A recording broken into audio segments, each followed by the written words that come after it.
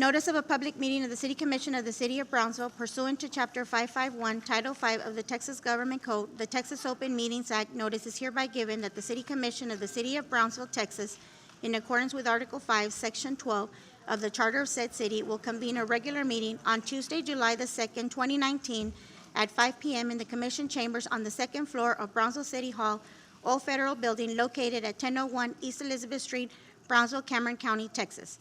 At this time, would everybody please stand for the invocation and the Pledge of Allegiance? Proverbs 29:2 says, "When the righteous are in authority, people rejoice, but when the wicked man rules, people groan." So, Lord, we thank you for each of the new people that have been elected. We ask you to keep your hand on Trey Mendez, on John Cowan, and Nurinth Galinsky, and the rest of the commissioners as well. Lord, keep each one of them close to you so that they can be right with you and right with everyone they deal with. Lead and guide them and give them divine wisdom for the city of Brownsville.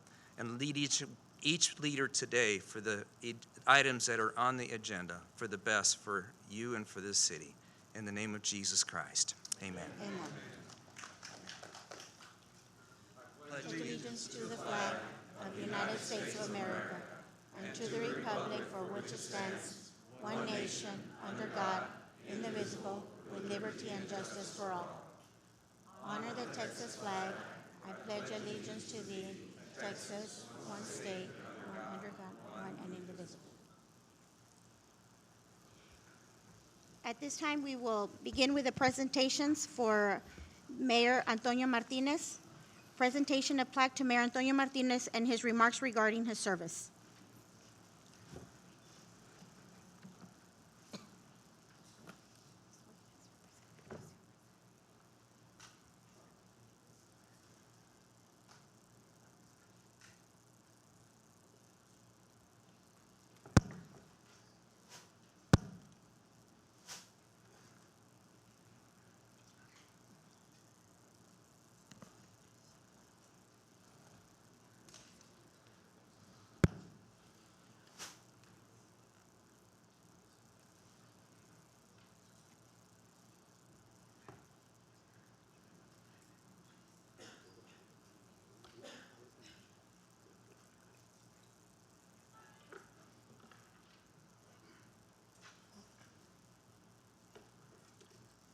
Esteemed Mayor, my friend, my landlord,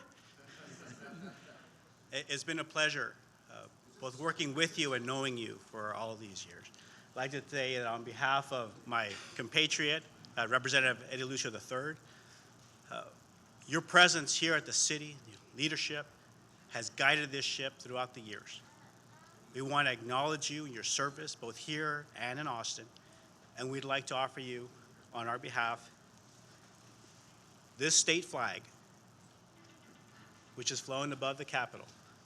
And as you know, that pink dome is the one that provides freedom, law, and guidance for the people of the great state of Texas, much like you have guided the people of Brownsville for all these years.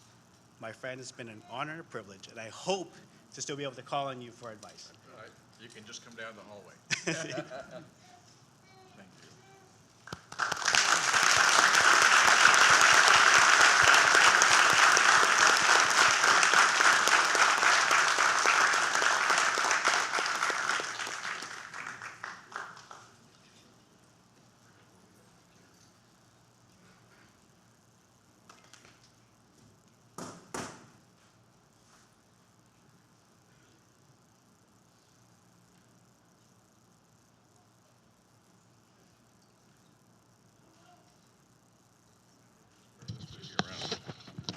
So it is my pleasure and privilege to give this lovely plaque that is very heavy to Mayor Antonio Martinez. Tony, we met in a very unusual way, became fast friends, and you've taught me a great deal and have really provided incredible leadership for our community and my family and all of the people that are in our area. So thank you so much on my personal behalf, but also on the behalf of the city, for your service and leadership and continued friendship.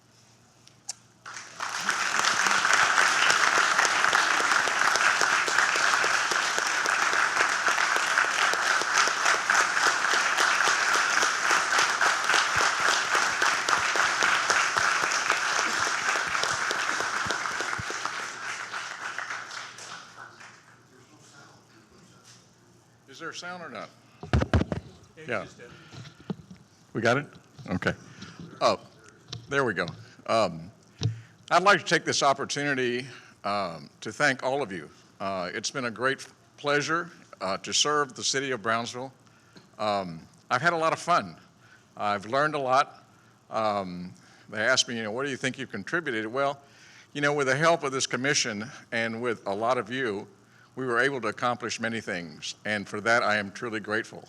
And so I'd like to thank the administration. I'd like to thank all the directors, all the employees, the police department, the fire department, everybody for what we were able to do. And I guess part of my legacy, God willing, will be that we brought the temperature down in this room for a while, okay? And for that, we're happy.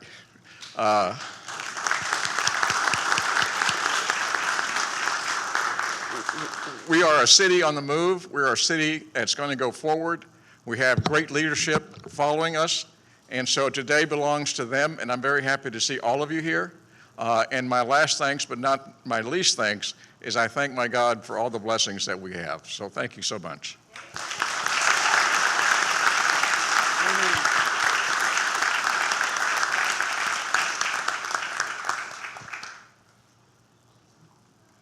At this time, we will have the presentation of the plaque to Commissioner Ricardo Longoria Jr. and his remarks regarding his service.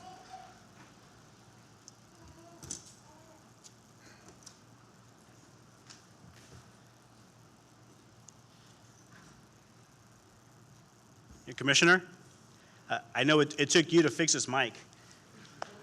Best DJ in Brownsville, been a great commissioner for your community in Southmost. You've stood up. I know you've been in contact with the county commissioner's court as well to address things that you think you needed to help for your community, and that's exactly what this community always wanted. Somebody to stand up for them, and you were able to do that. As that strong voice for Southmost, for Brownsville, for the City Commission, we want to thank you. On behalf of Eddie Lucio III and I, we'd like to offer you this flag that was floating over the Capitol steps, where it is always your home and you're always welcome. Thank you. So whatever you need, sir, anytime. Thank you so much. My pleasure.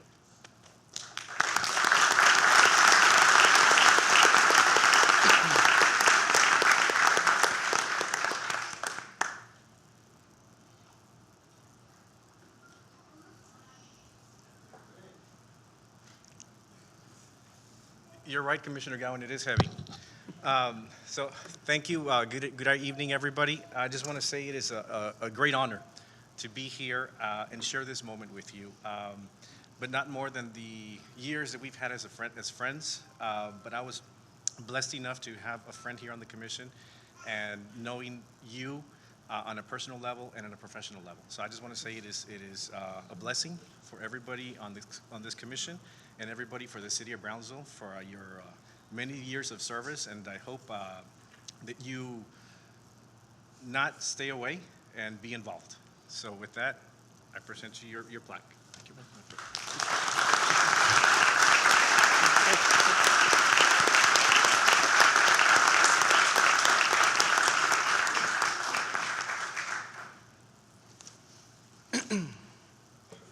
Thank you so much.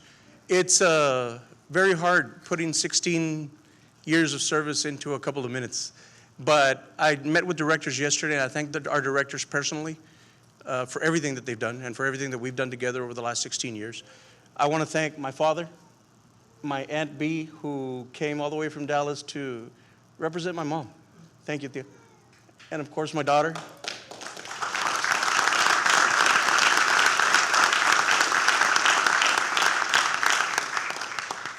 Losing Mom during the campaign season was very difficult. It put a damper on everything we were doing, and it was really hard to come back from that. But you know what? My mother's in a better place, and she always supported everything that I did. And I have a strong father that's with me always. And we're going to continue. I have my first Night of Columbus meeting tonight, which is something that I promised I'd go back to as soon as I finish public service. I start my service with the Knights of Columbus again tonight. So I go back, and so I'll still have meetings on Tuesday nights. But like I thanked all the directors yesterday, and I want to thank all the employees, because the employees are the backbone. They're the ones that get everything that we do here, that get it done. I know that there is, to my supporters, to my friends, to those of you that believed, and all throughout the years, whether it was help me out with a weed lot, help me out with my street, help me out with a program, help me out with so many things. I'm glad to have been able to be there. Yes, I was elected by my good people of Southmost and the people of District 1, but I feel that through the last 16 years, I also represented the city as a whole. And I was always there, willing to answer the phone and be able to help out those that were in need in any part of the city. And that's what public service is about. There are countless people to thank, and I really don't want to take up the time because this is not my night anymore. This is the night for our newly elected officials. But I know that Martino Trevino should be somewhere around here, and Ori Leal, thank you for always picking up the phone. Thank you for always making sure that whatever concerns we had got done with. But right before I close, I would like to thank Rachel Figueroa. Where are you at, Rachel? Rachel was somewhere around here. Rachel, thank you so very much, Rachel. From day one, when I started 16 years ago, to this morning, when I turned in my things, Rachel was always there. Her professionalism and her friendship is always great, and I'm hoping that right after today, she'll be able to call me Rick instead of Commissioner because she always refused to call me by my name. So, Rachel, thank you so very much for everything that you did for everybody here in the City Commission and staff and management. Thank you. I've been through 5 mayors, 21 city commissioners, 4 city managers, 3 police chiefs, 3 fire chiefs, and it's all been great. Thank you, Rachel. I see your hand right there. Rachel, thank you so very much for everything, Rachel. I really appreciate it.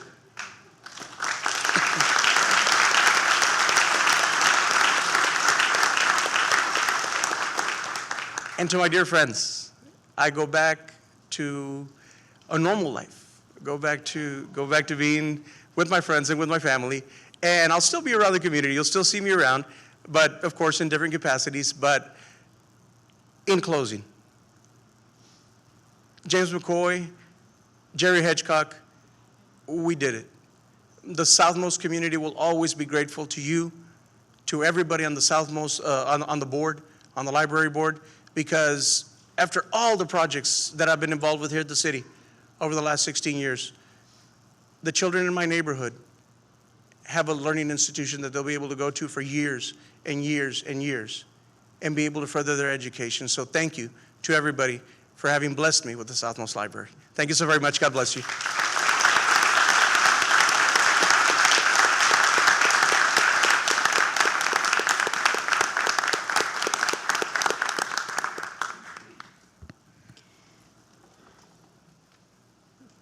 At this time, we will continue with post-election business.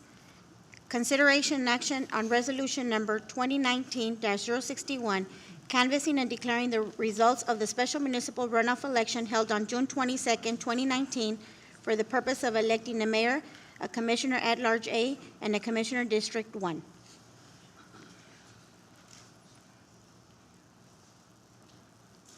Who's in charge of that item? Is that you, no?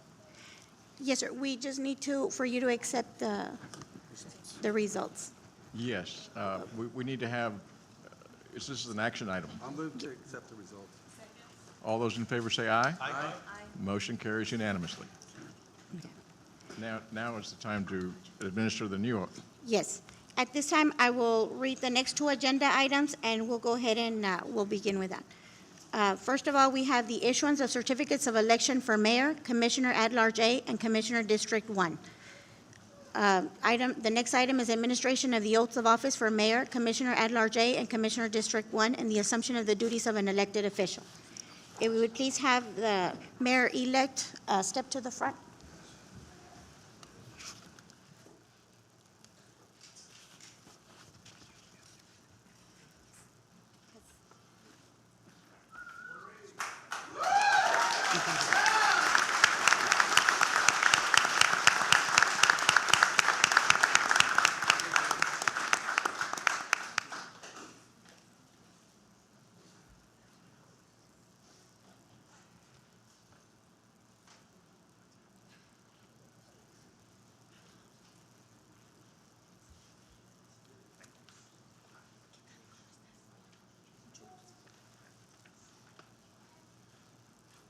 Raise your right hand, please. I, Juan Trey Mendes III,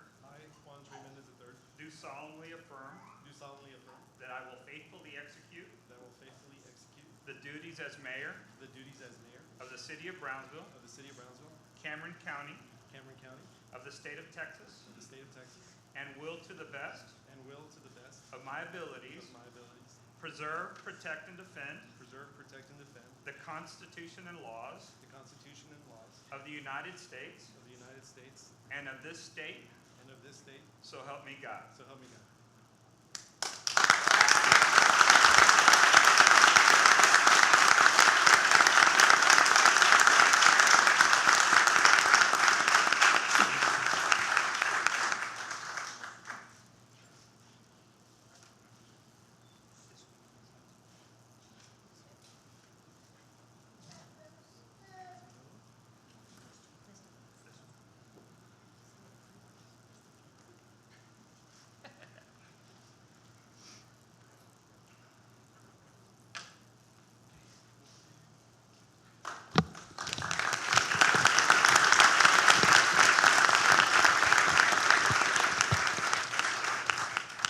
This is the most people I've ever seen in the city commission chambers. I thought there was maybe a recall election or something.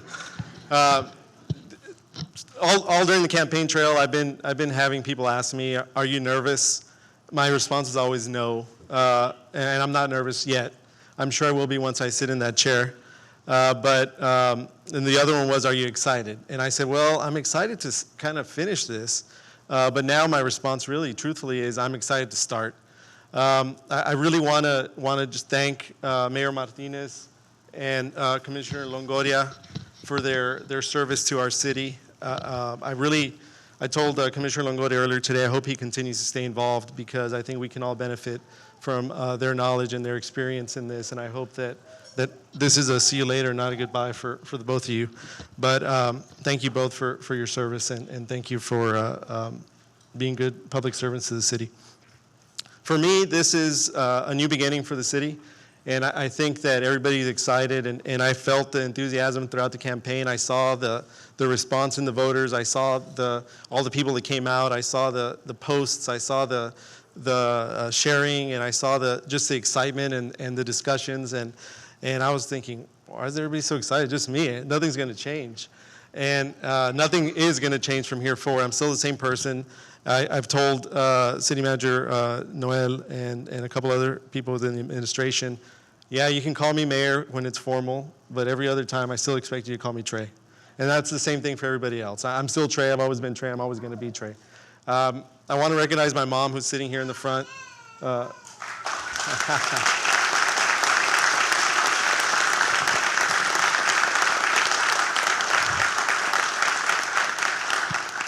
Thank you very much for giving me your stubborn genes. I really appreciate it.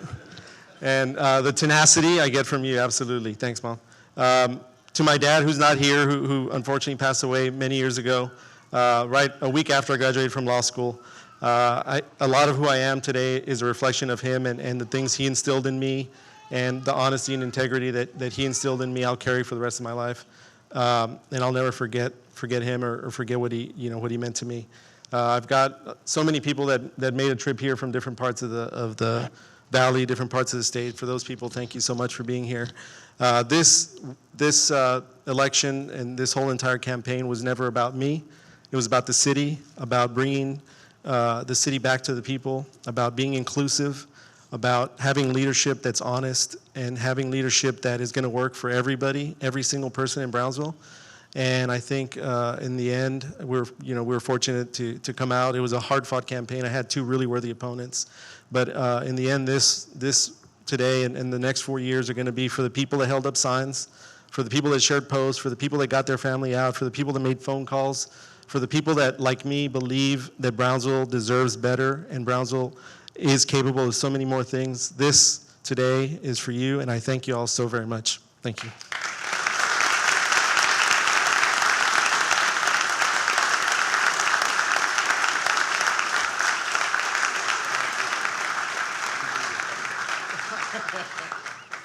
I'm official. I have a parking pass now. Trey, you sit over here now.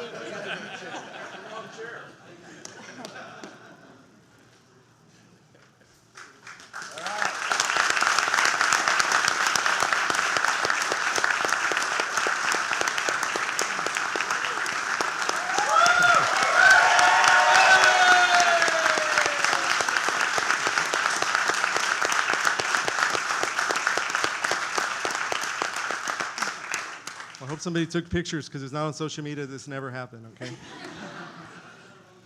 At this time, if we would have Commissioner John Cowan step to the front, please.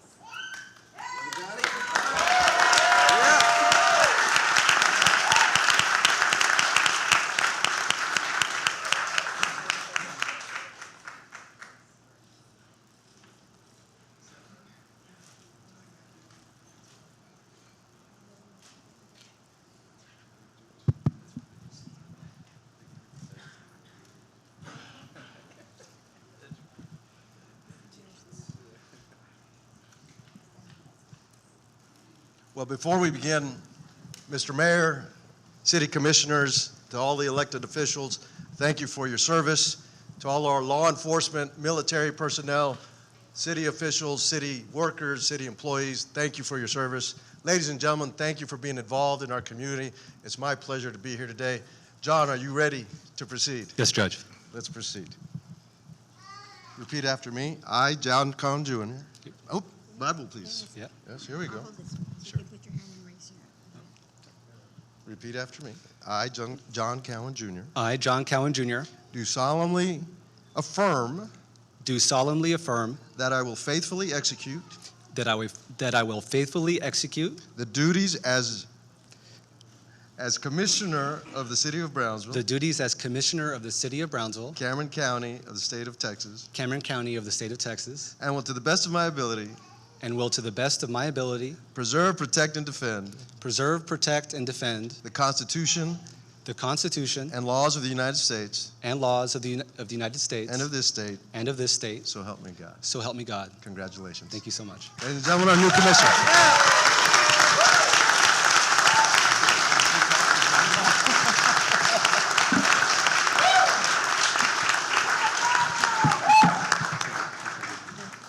You need to sign it. And then- That's fine.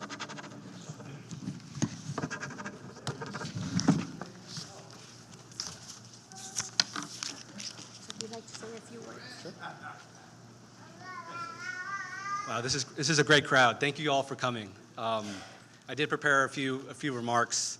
I'm not as smooth as our new mayor, but he did a great job. First, I'm extremely honored to be here in front of you, representing the citizens of Brownsville on this city commission. There was so much hard work put in during the last 7 months to get me to this stage, and I would like to thank each and every person that helped me along the way, especially my wife, Robin, my children, Grace and Jack, for their love, patience, and understanding, my parents, my dad who passed away last year, and my mom, Margaret, who instilled the values in me that drove my candidacy and which will drive me going forward. I'd like to thank my uncles, Paul, Ralph, Philip, and my Uncle Tad for their support and encouragement. And I must thank all the people who worked on my campaign. I will work hard to live up to your ideals, and I am honored by your support and friendship. Most of all, I'd like to thank the citizens of Brownsville. I will not let you down. During my campaign, I had the wonderful opportunity to meet with people from all walks of life, and there is one common thread that binds all of us. We all believe in a better Brownsville. My term in office will focus on increasing economic opportunity for our residents and local businesses, fostering a transparent and ethical culture, and helping Brownsville become a more progressive and innovative city and create a higher quality of life for everyone. With that said, I ask all our citizens to take renewed pride in their city and look for ways that they can contribute to its quality of life. Go out and volunteer to help beautify our city, to clean up litter, to work on our parks and trails, to mentor our youth, assist the elderly, and support the arts. Consider applying for a city board or commission or volunteer with a nonprofit organization. There are unlimited opportunities to become involved in making Brownsville an even better place to live, work, and play. To Mayor Mendez and my fellow commissioners, I look forward to working with you. And while I know we won't agree on everything, I assure you that I will always listen, treat you with the utmost respect, and work towards a solution. Finally, I can't express to you what an honor and privilege it is at this point in my life to be helping lead my hometown in the city I grew up in to reach its enormous potential. I'm so thankful to the citizens of Brownsville for giving me this opportunity. Thank you, and may God continue to bless the city of Brownsville.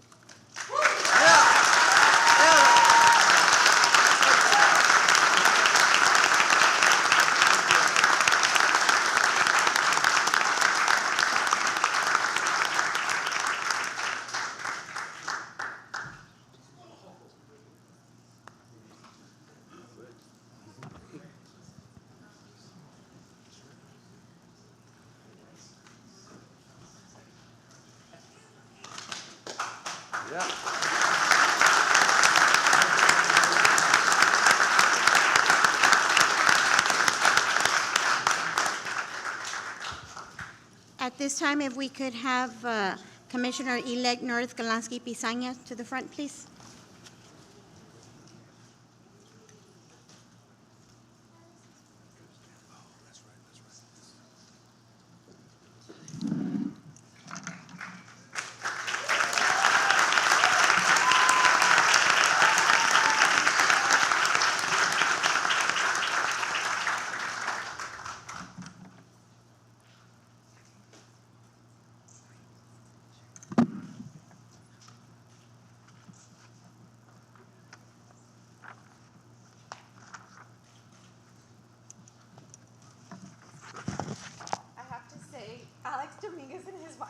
I'm going to get emotional, have been really good friends of mine the past few years, and it is such an honor to have you swear me in. You set the precedent. I think your luck rubbed off on me, and I'm so glad to share the stage with you. Thanks.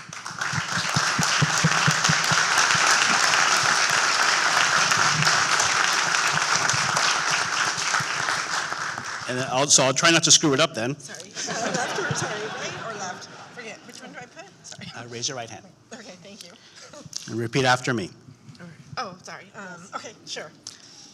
I, North Galansky Pisanya, I, North Galansky Pisanya, do solemnly affirm do solemnly affirm that I will faithfully execute that I will faithfully execute the duties as Commissioner District 1 the duties as Commissioner of District 1 of the City of Brownsville, of the City of Brownsville, Cameron County, Cameron County, of the State of Texas, of the State of Texas, and will do to the best of my ability and will do to the best of my ability preserve, protect, and defend preserve, protect, and defend the Constitution and laws the Constitution and laws of the United States of the United States and of this state. and of this state. So help me God. So help me God. Congratulations.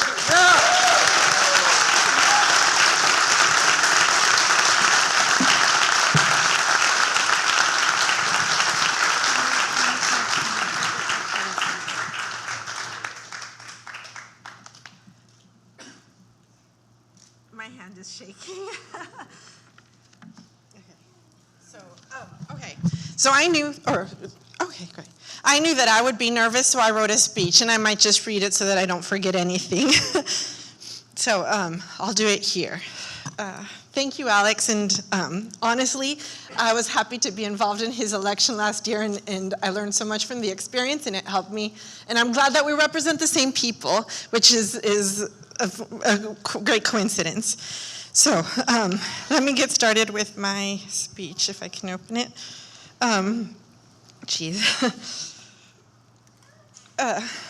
Thank you, everyone, for being here. As you all know, my name is North Galansky Pisanya, and I'm so honored to stand here before you as the new District 1 City Commissioner. Honestly, it was a surprise to me that I won, and I'm still having a hard time accepting it. When I decided to run for this position in the middle of November of last year, I was disappointed with what was happening at the city and the lack of the progress in my district. Fortunately, a majority of District 1 voters felt the same, and they put their trust in me. I would be remiss, however, if I didn't congratulate Commissioner Rick Longoria for his 16 years of service and laud him on coordinating a clean campaign. Rick always did comport himself like a gentleman. As I stand here before you, I want to say that I will take your vote of confidence very seriously. You've bestowed on me the great privilege of representing you, and now I must earn your trust and deliver that change that we all seek. Over the next 4 years, I promise to listen to all of my constituents, those that voted for me, those that voted against me, and those that didn't vote at all. I will consider everyone's interests and needs and work on those issues that you, the constituents, have identified as top priorities. My campaign motto was United for a Better Brownsville, and that's exactly what I will endeavor to do, unite for a better Brownsville. Since the runoff 10 days ago, I have been meeting with people and entities that have the power to effect positive change. Among them, the new city manager, Commissioners Dr. Gowan and Judge Bernice, the incoming mayor, Trey Mendez, members of the Housing Authority, Mary Solis, the principal of Porter High School that I love, adore, and Nick Mitchell-Bennett and Edna Ceguera of CDCB. My friend, Noemi Garcia Martinez, who's a juvenile court judge, Executive Director Josh Mejia of BCIC, who I saw somewhere around here, and Corey Peña, members of the Cameron County MPO and District 1 constituents. My goal is to recruit different people and entities to work together for the benefit of our community, particularly District 1. As a result, now more than ever, I'll need your input and engagement. The only way to make significant improvement is to engage as many people as possible. Before I run out of time, I need to express my appreciation to the various people who supported me along the way. First and foremost, my family. My father, who I had seen earlier, has been my #1 supporter, even before this all happened, but he was the only one who actually encouraged me to run. The rest of my family was all opposed to it, so thank you.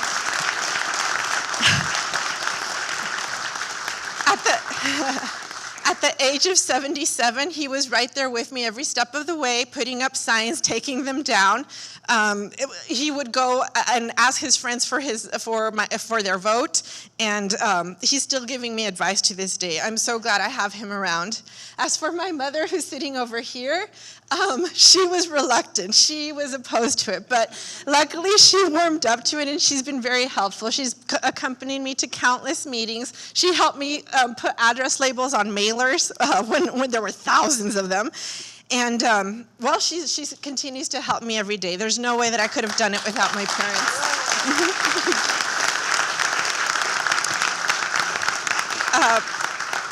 My sister Tally was somewhere around here, but there's one of my nephews.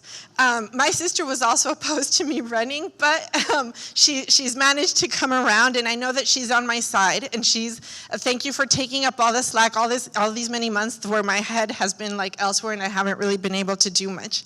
Asher and Levi, thank you for coming. She's right there. You've been very supportive. I thank you for the days that you would help me with my signs. I hope I make you proud, and I hope this is an example to you and other kids your age to get involved in public service, because it's really about giving back to the community. To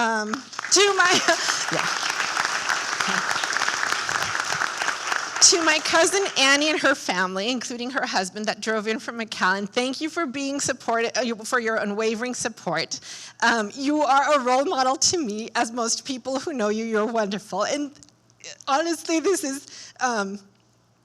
is dedicated to the family, because I think we would all be proud of what's going on, and all of you have contributed to who I am today. So I need to move along. I need to thank my campaign team, Rodrigo and Lupita. I wouldn't be here without your creative genius and steadfast encouragement. When I didn't have hope, you brought me up, and that means the world to me. Magda, Christy, Christopher, Maria Luisa, Moni, Cassandra, Isabel y Lorena, all of your hard work has paid off. Dina, gracias por venir.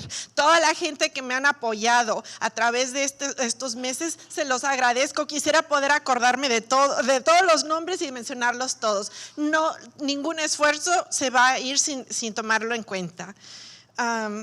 Los lujanos también, ¿quién se iba a imaginar que ellos me iban a apoyar así? He sido bendecida con toda esta gente que he conocido. Mundo también, cuando yo no tenía confianza, él me aseguraba que íbamos a ganar, y dicho y hecho, aquí estamos. Bobby and Dave, the two of you are class acts. I was fortunate to meet you, and even more fortunate to have you on my side. Tad, James, Camden, Jeff, and Bob, I'm eternally grateful to you, because who else would volunteer to hold up my campaign signs in the sun and then create those wonderful thrones that really made the difference. There you are, Tad. Third, I am indebted to John Cowan. Where are you? There you are. This isn't going to be a bit long.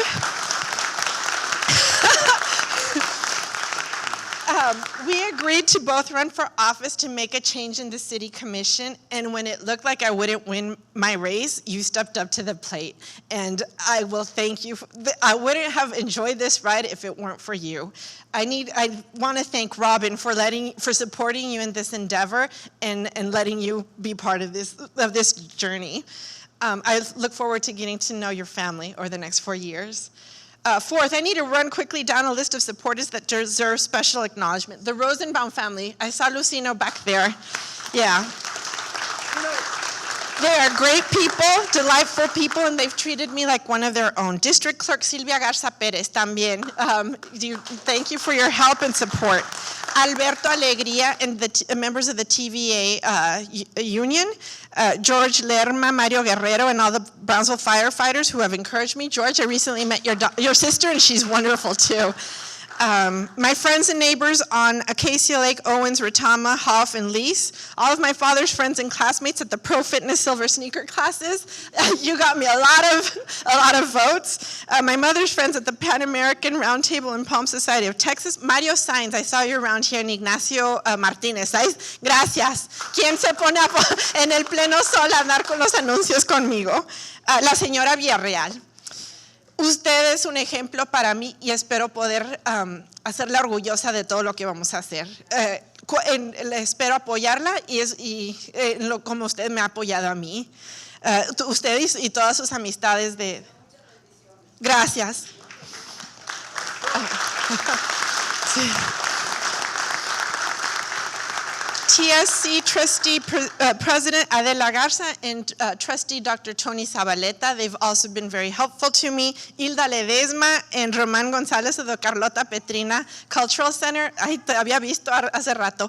I love the work that you do, and thank you so much. I hope to continue expanding your efforts. Last but not least, the Southmost Committee. They are quiet behind the scenes, but they're influential, and hopefully you will learn more about them the longer I'm in office. Fifth, I need to recognize some District 1 voters who have stood by my side all through the campaign. Mariana Sanchez, Roberto de los Santos and their family, Eneida Montelongo and her family, Ruby Alvarado and her family, especially her father Cipriano, who is 93 years old and managed to come out and vote both times for me. The Lerma triplets and their parents, who are recent graduates of Idea Frontier. I won't take them for granted. Sergio Lara and his family, Betty Wong, Silvia Orozco, Richard T. Hernandez, who used to work at the post office down here, so many of y'all might know him. El señor Mascorro de la Sandía y su familia, todas las familias de la calle Elda, de la calle San Manuel y la Elsa, gracias por su apoyo. La señora Mrs. María Chávez, she has a little grocery store en La Posada. Ella también me ha brindado mucho apoyo. Hasta ayer hablamos por teléfono y estoy agradecida. Espero seguir la amistad. Michael González and his family, Edgar Gaucin and your family, ¿estabas tú aquí? There are so many others, I wish I had more time to mention them too. Sixth, I want to thank all of the people at the Brownsville Public Utilities Board. I served almost 6 years there at that board and learned so much. That experience was great training for what's to come. I'm going to miss all of you. Thank you for all that you do for Brownsville. Finally, I would like to dedicate this moment to Josefina Garcia. I met her on a cold Saturday morning in January when I was collecting signatures for my petition along McKinney Street, a block or so away from 14th Street. She was sitting outside on her front porch, and she graciously invited me to sit next to her. I will always remember her gray hair with a bright tint of blue. It was indistinguishable. You couldn't miss her. She proudly spoke of her daughter, who's also named Josefina Garcia, because she was out running errands for her. Later, then I found out that she also works at PUB. So Ms. Garcia, when I spoke to her, lamented that she hadn't been able to vote in November because she had been in the hospital. But I told her, don't worry, you're doing your civic duty by signing my petition, because then it'll allow me to be on the ballot and it gives more choices to people. In the early voting of May, she and her daughter came out to vote, and I always kept track of them because I remembered her. They were both very nice. Sadly, she passed away a few days after she voted for me, and she died not realizing that I knew that she had voted. So about May 15th, I get a phone call from her daughter letting me know that her mother had passed and that she had died, regretting that they hadn't called me to let me know that she had voted for me. I know that Mrs. Garcia is looking down on us this very moment, and she's very proud of her daughter and me. Little does she know that she made as strong of an impact on me as I did on her. I will carry her memory in my heart and do my best to make her proud. In conclusion, I'm your new commissioner.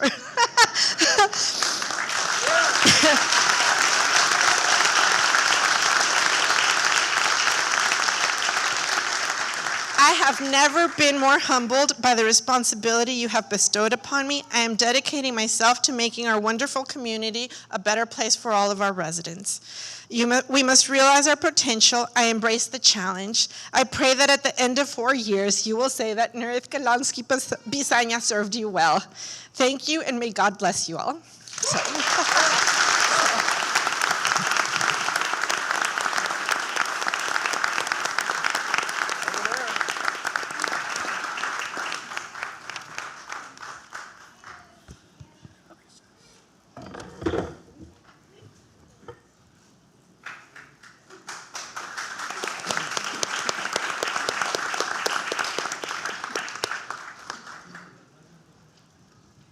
Good evening. My name is Eddie Lucio, along with Representative Dominguez. I'm honored to serve as one of your state representatives for the city of Brownsville. Let me apologize for being late and not having an opportunity to thank Mayor Martinez and Commissioner Longoria for their service. Unlike the House of Representatives, it seems that they start right on time here at City Hall. And what was encouraging is we had traffic in Brownsville, which means things are booming and we're heading in the right direction. But to Mayor Martinez, Commissioner Longoria, thank you for your many years of service. We are where we are today because of hardworking elected officials like them, so thank you so much.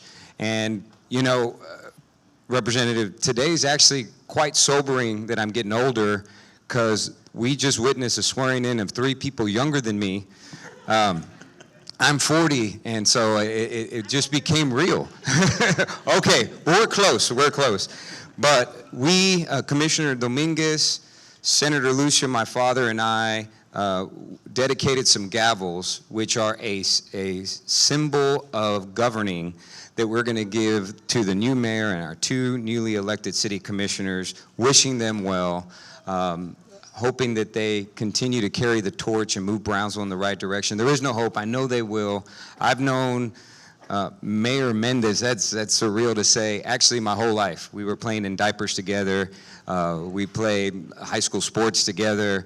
And he was one of those few people that, instead of patting me on my back when I first got elected, made me promise to do certain things and has kept me accountable every day since. So it's time for me to return the favor, buddy.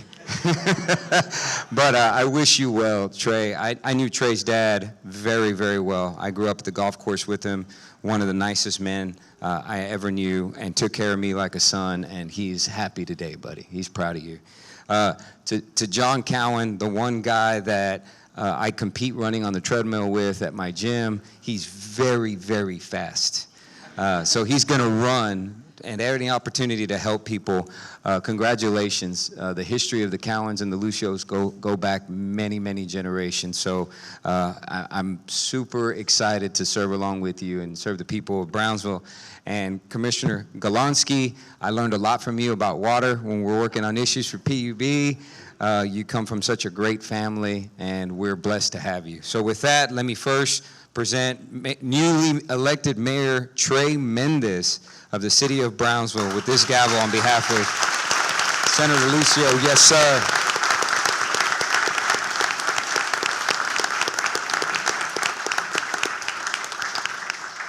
Speak softly and carry a big stick. That's right. And Commissioner John Cowan, congratulations, my friend.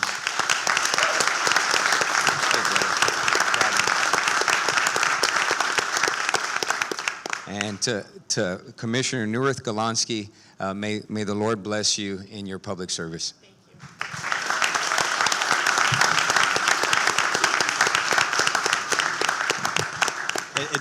It's been an honor watching this race develop. People are asking us all the time in Austin, what's happening in Brownsville? People from all over the state want to know what's happening. And part of it is because the eyes of Texas are on Brownsville. It's a city on the cusp of greatness. And I know each of these commissioners and the mayor would say they ride on the shoulders of the giants that came before them. The mayor before them, the commissioners before them have brought us to this point. And this new team of all 7 will lead Brownsville into this next generation. It's very exciting to watch this, not just from Austin, but also here, being part of the community, listening to our community leaders tell us what to do in Austin to help them. And with that, I wish each of you Godspeed, best of luck, and I know there's going to be a tremendous city commission. Thank you all.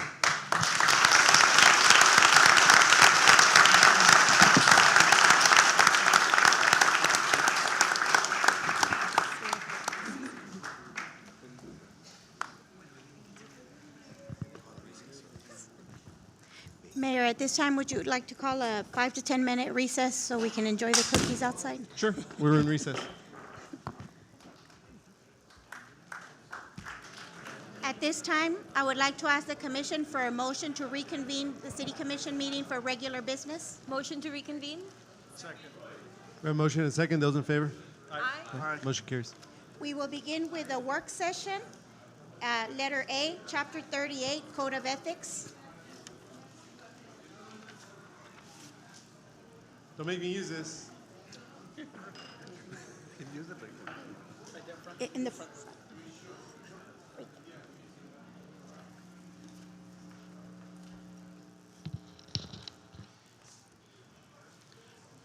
Honorable Mayor, members of the Commission, good evening. To begin this work session, we have item A, which is a discussion on Chapter 38. As many of you all know, Chapter 38 was recently brought back and reinstated by this Commission. And in light of the fact that the Commission faces a workload in regards to appointment and reappointment of certain members to certain of these commissions and committees, I was asked to give a small description of some of the issues that we're having with some of these boards and some of these committees. In regards to Chapter 38, one of the items, or one of the controversial items that we've been having issues with some of these commissions and committee members, is that it calls, like the members of this commission and some of the members of the staff to submit personal financial statements. Now, the city attorney's office had a workshop where every single board, every single committee was invited for a presentation of what it was that Chapter 38, to show them what Chapter 38 was about. Their main concern was the fact that they had to file some of these documents. And in fact, we had a little bit of a turnover in many of these because there's some people are reluctant to turn in the personal financial statements not because they don't want to have the city have their information, but they're afraid that since it's subject to open records, that perhaps people could take liberties with their information. And in discussing this item with members of the commission and with the staff, we have been operating under a grace period to that aspect of Chapter 38. So, and this was mainly because we were going to have a brand new commission, and we wanted to get the new commission's input. And that is what this workshop is about. We discussed the item. There's going to be an exchange of information, questions and answers, and hopefully we can get direction from the new commission in regards to whether we should keep Chapter 38 the way it is and have every single member of every board and every committee be subject to every provision of Chapter 38, or if perhaps we should have some amendments to Chapter 38. Some of the feedback that we got from the commission, from the committees and the board members was that perhaps some of the quasi-judicial boards should be subject to the PFS, that perhaps some of the advisory committees and boards may be left out of complying with certain aspects of 38. I know the feeling of the commission when 38 was enacted is that everyone should be coming forward and be subject to providing that information, just like members of the commission and the mayor and the city attorney's office and many of the other offices.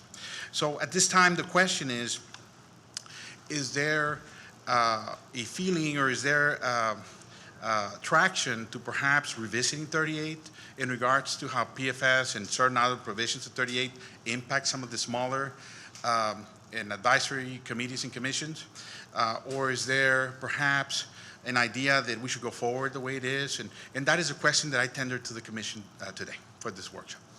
Right now, the status is that provision 38-156, I think it is in abeyance, right? It's abated after the last meeting? Correct. We're in a period of grace until we get direction from this commission. Is there a time frame on the grace period at all? There isn't.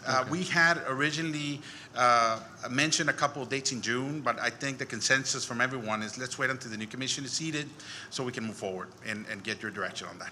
Okay, well, I'm very familiar with it. I think there are certain issues that we need to definitely address. You've seen it firsthand. We've all, I mean, some of us have experienced it firsthand. I think for advisory boards, I don't think that they should have to deal with a personal financial statement, at least not one of this magnitude, right? I mean, mine was several pages. I think it's intrusive, especially when you're considering some of the individuals that are willing to volunteer and give up their time and their service for these boards, which are strictly advisory. There's no money being exchanged. There's nothing at stake. I think we need to reconsider it definitely for those, and then consider it for others as well, just depending on what the feel of the commission. But I think that we've lost some good people because of this, people that had reservations about it. The fact, I think, the part that disturbed most people was the part that talks about it being automatically public information. There's no time frame on it. There's no, I don't recall there being any timeline for the amount of time they would be publicly available. I think that's not necessary at all for certain boards. I think the spouse part, I can understand it. I understand why it was done in theory. I'm not sure if the commission actually had a chance to review it in detail. I know you stated that at the time it was enacted, the commission felt that everybody should do it. I think that the commission itself should do it. Obviously, we're dealing with millions of dollars. Some other boards should do it. They're dealing with millions of dollars, but I don't want to lose good people on advisory boards because of an intrusive financial statement like this. I think we have policies or procedures in place already, conflict statements. If we're dealing with honest people on these boards, they're going to disclose conflicts already. And I think that's really what we should be concerned about. And that is correct. There are other safeguards because there are other procedures like the CIS and CIQ where we let the parties bring forward any possible conflicts which they may have. So there are other procedures, but that is the information, and those are, we wanted to see what direction we got from the commission in that regard. I think it was an unforeseen circumstance that happened when we passed the code in general. So we might also consider a streamlined version for the ones that are on the commission or the higher administrative staff. That was my question. If we choose to have it, does it have to be that form, or can we choose a different, less intrusive form? Well, actually, this is an item that I was working with Commissioner Neese on because the form as originally stated in Chapter 38 was more intrusive. So we decided to go with that of the government code because it was actually less intrusive. So we decided to do what most of the other governmental agencies were doing, and that is basically the default. Because other than the requirements of Chapter 38, this commission is subject to the government code, and that is one that we all need to comply with. So we decided that may be a better idea, but again, this is up for, this is the conversation. Mr. Nichols, I have a question. Which boards are the quasi-government boards that would require the personal financial statement to be submitted by the board members? Well, my understanding is the Board of Adjustment is one. There's other important boards. The Planning and Zoning is a very important board. Unfortunately, that is not a quasi-judicial. That is something that the commission will have to decide if it's something that they want to include or not include. But the Board of Adjustment, those are the three main boards or the bigger boards that we have in the city of Brownsville other than the commission. So back the old 38 used to just list all the boards and committees. The problem with that is that the last time Chapter 38 was referenced or enacted, since then, many boards have morphed into other boards. Some boards have disappeared.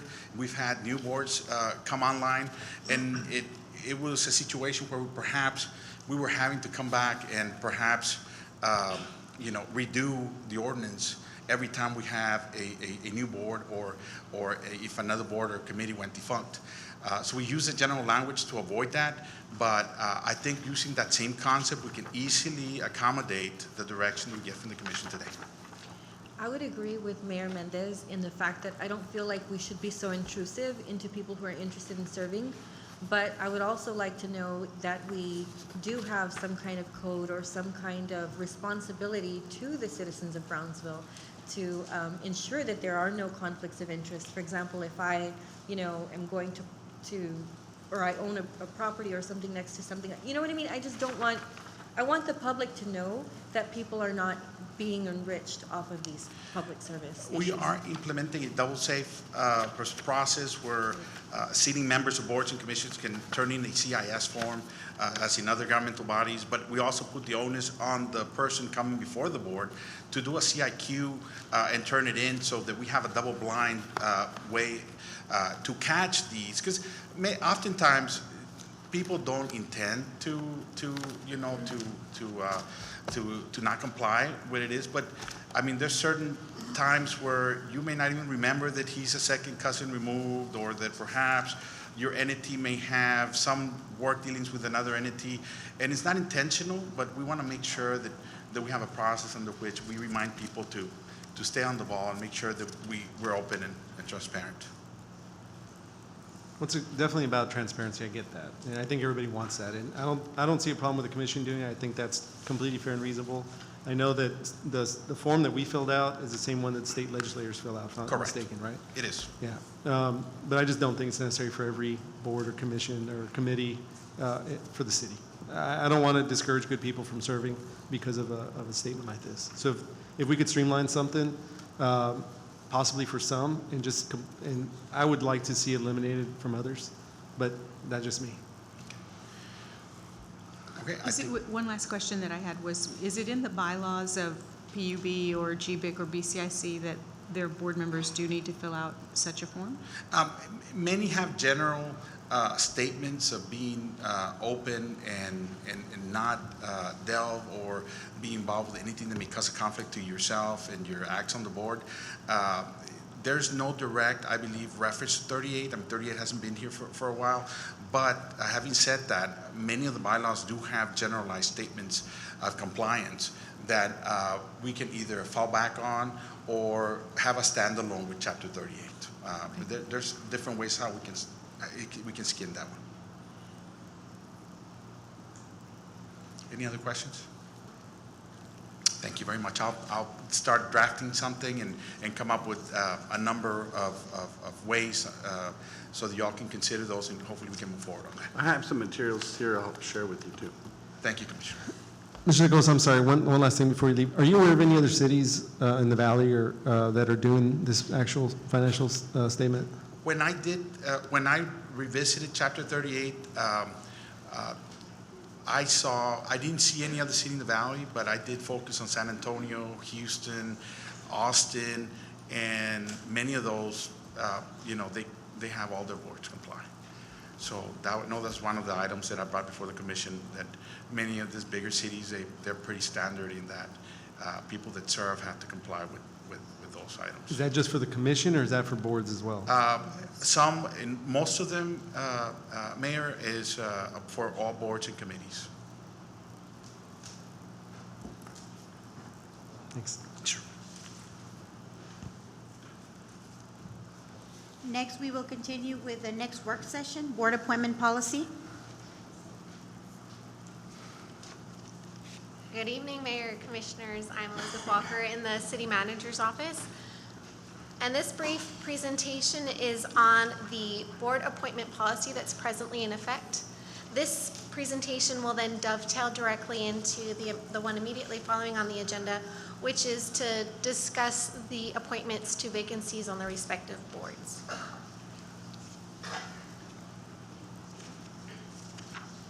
In October of 2018, this body adopted the City of Brownsville policy on board and commission member appointment and eligibility. And the opportunities created by that policy were to create a more efficient appointment process, as well as potentially more effective appointments themselves.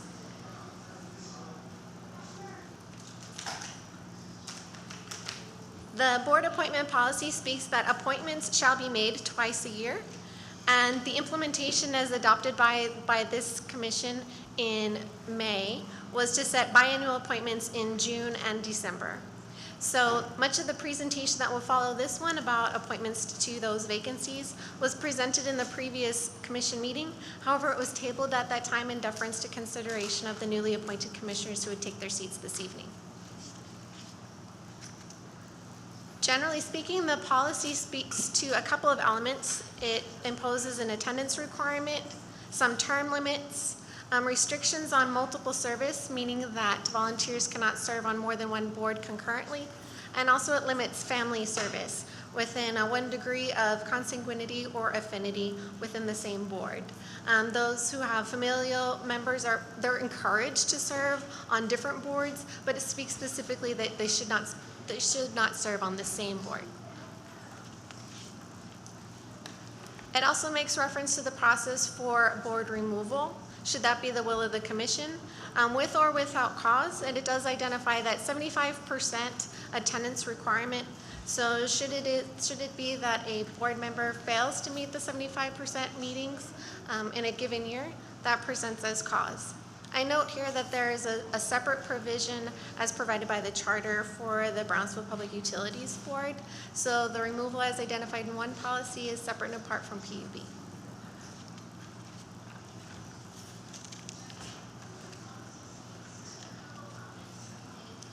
With that being said, unless you have any feedback for me specifically regarding the policy as presently in effect, I'm happy to take it to the next work session, which is about the vacancy on the respective boards that would be presented for June consideration. There was one board that I serve on, which is the Airport Advisory Board, and one of the issues that I had, and I've reviewed the bylaws very carefully, is that there are no term limits. And I believe the last time the bylaws had been adjusted was in the 1980s. So is this a full sweep on all of our bylaws, or is there a way that the commission can start reviewing some of these things where we've had people serving 12, 14 years? This policy does speak to that, ma'am, so thank you for raising the point. It does say that it's limited to 2 consecutive terms. It also says that unless otherwise prescribed, that the terms are 2-year terms respectively. So it would be otherwise prescribed by charter or other ordinance, which helped to create that board. P&Z is one example. They have 3-year terms on that one. But this policy would set for 2 consecutive terms. For everything? Yes, ma'am, unless otherwise prescribed. And when you're saying otherwise prescribed, you're talking like P&Z? Or are you planning to change And P&Z a to 2 years? PUB too. Okay. PUB too. Okay. So just across the board, the intent is to have 2-year terms, period. That's as it is. I read this policy, yes, sir. That is as I understood this policy in effect, that there would be term limits for the boards unless it is the charters for those separate boards. We mentioned PUB, for example. It may speak separately to term limitations. And removal too. But we would defer to the governing document, the formational instrument of the respective board. Where it is silent, I believe this policy applies. I also noticed some inconsistencies in the deadlines and the timelines for applications for the actual time you have to apply. I know that there was mention of 15 days prior to, is it a board meeting? Or 15 days prior to, I'm not sure, I can't To the remember. commission meeting at which it is Okay. the vacancy would be deliberated. Right. Yes, sir. But there's also some flexibility in the subsequent paragraph for the one right after that still allows you to consider individuals that applied just immediately prior to the actual commission meeting, right? Yes, sir. Okay. And we interpreted the grace period that was afforded to those who are presently serving on boards to be extended to applicants as well. We're in receipt of applications for today's meeting, for example, through yesterday. Okay. How late did you go on the applications that have been, I think there was some all the way up through Friday and maybe even Saturday. Are they listed in the presentation? I have all of those applications that were submitted through yesterday on my person. Through yesterday, okay. Yes, sir. And so if they are not otherwise in your packet that you received over the weekend, I have them here. So the absolute drop dead date is the Friday before the meeting? As prescribed by the policy presently in effect, yes, ma'am. One thing I'd like to see on the appointments, I want a process that's fair. and equitable and something that allows every commissioner to have some sort of appointment on some of the boards, right? I think ultimately we're all responsible for whoever it is we appoint. That person, the way I see it, is an extension of us. So we're accountable for that person that we appoint as much as they are to the board. But I would like, and I think you have some of this information, which is you do have a log of who appointed, which commissioner appointed certain individuals to these boards, right? Did you keep a log, or you Yes, do have Mayor, some sort of log? Yes, Mayor, the city secretary, as part of the minutes, records the commission member who made the motion to appoint the individual. Okay. So Now, what, there's- oh, I'm sorry. There are some boards which actually call for a appointee by each commission member individually. And in other instances, we merely make note for the record, the commission member who nominated the at-large appointment. So when I came in 8 years ago, one of the issues that we were reviewing with our boards and appointment policy was that it was a very uneven turn. There were some commissioners that would appoint 3, 4 people, and others would not ever get a chance. So what are the boards that require that each commissioner has an appointment? I'd be happy to go through and look at those more carefully, ma'am, and I'd be happy to bring it back to you. I brought with me the entire board book. And I'll examine each board more carefully to see which one it is has an individual appointment. If I may just jump in, just to help out a little, the ethics board, which is one that I think will be created very soon, in order to help out with moving forward with 38, that is one where every commissioner has one appointment. So that is one example of that. Are there many boards that do not have at least 7 members, other than GBIC? No, ma'am. Most of the boards call for at least 7 members. Because then those boards could have one Right, appointment. right. Isn't But the if you Board have of fewer than Adjustments- 7 members, then Board of Civil Adjustments service, is you have 5. to take turns. I believe So, civil- Board of Adjustments is another one that's 5. I'm sorry, go ahead. Civil service, I think, has 3, but we found some issues. It should be 5. We're working on that. Okay. So there are some examples of that, Commissioner. But you're right, Commissioner Gowan. There is, I know that GBIC, for example, has 5, but I think there's ways for us to actually make it 7. And my understanding is the board itself, GBIC board already wanted it to be 7. I'm not sure if the commission has to ratify that action or not. Yeah, they But would have to amend their bylaws, and then we would approve that, the way Okay. I understand it. Okay. So certainly staff will evaluate then those, identify for you those boards for which it is there's an individual appointment, and also too will evaluate the boards to identify where it is that there is less than 7, if it's a formational restriction. But we'll bring that back to you. Yeah, I really would like for it to be more consistent, as consistent as possible across the board, so that commissioners feel like they have appointments or they have people that are on the boards. I know Commissioner Munguia and I spoke about this about a year ago. He expressed some concern about having been on the commission for a while and not having appointed anyone. So I think that can cause some concerns and some distress among the commissioners themselves, and I want to try and make this as harmonious as possible and fair as possible. As possible. I would say, Commissioner? There are some boards that have an up to 9. So by consistent, would you rather have 7 pretty much across and not allow that up to? That's just something that we would consider for consistency's sake. I think that would be fair, except you have to have some consideration for those that are already serving. As soon as they term out, then you can go back to 7. That's what I would recommend. I also think it would be really nice to have these boards, or maybe the chair of the board prepare something, what the board has done, and deliver it into each commissioner's inbox, just so that we have a better view of the productivity that's occurring within all of these boards and things, because I know some of them are doing really great things, but there are others, maybe like the BARC board, who have had issues with quorum and are not as productive as they should have been, and these are issues that the City Commission needs to know about. Certainly, ma'am. We can work with the respective staff liaisons that's assigned to each board for a board report. What period would you like? Just the recent quarter, last year? Maybe per quarter.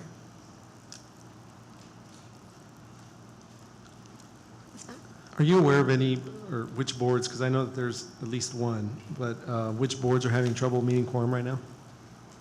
Because I know P and Z had a quorum issue, there's a couple others that have quorum issues. Those are the ones that are most pressing to me. For those, the boards that may be up for consideration this evening, of those that are for. Yes. Okay. I will double check with each of the liaisons. However, for the next portion of the work session, each of them will accompany me for the presentation. Okay. And they perhaps could speak to that. Okay.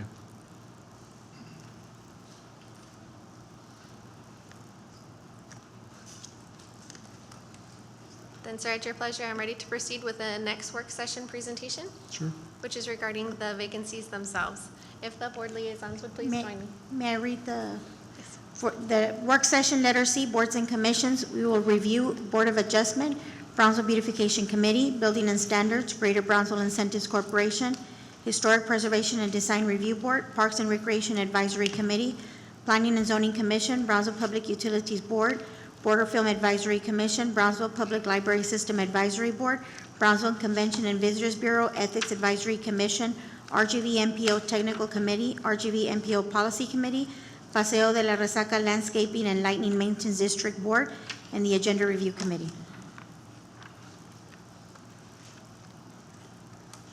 Again, good evening. I'm Elizabeth Walker, and I'm joined this evening with the respective liaisons to each of the boards that are identified. This list, it's not a figment of your imagination. It's bigger than it was last meeting.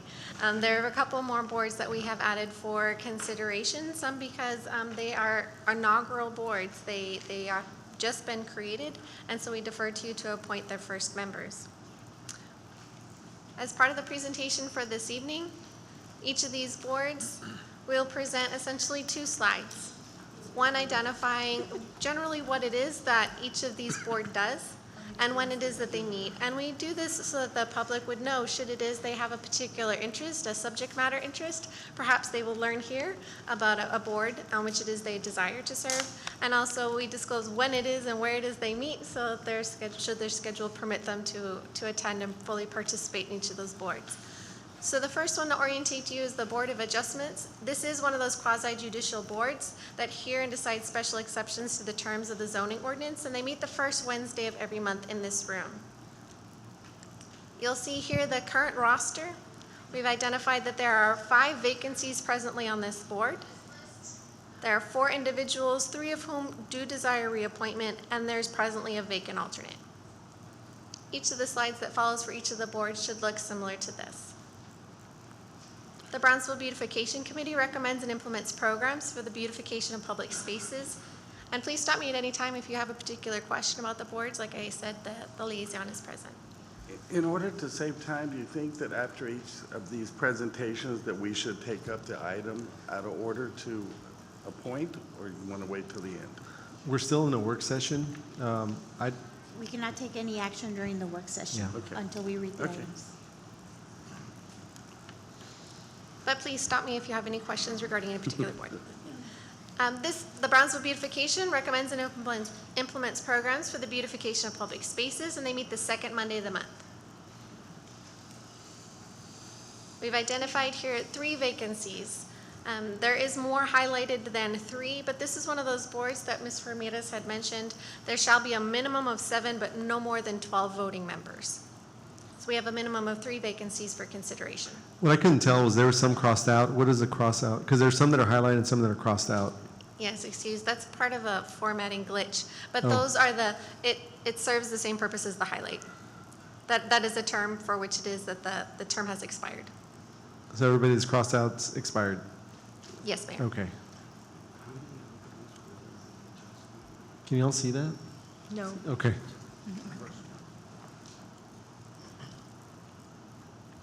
Building and Standards Commission, another quasi-judicial board that hears cases concerning alleged violations of the International Property Maintenance Code. They meet the first Monday of every month in this room. Here we have 1 vacancy. It is for an alternate member due to a resignation, and I have no applicants on file as of yesterday. The Greater Brownsville Incentives Corporation, known as GBIC, is to oversee the 501c6 nonprofit corporation for activities such as land purchases, building and equipment, job creation incentives to recruit and or expand industries, and incentives for various grant programs related to infrastructure and job training. They meet the 3rd Thursday of every month at 5:30. There are presently 2 vacancies for consideration.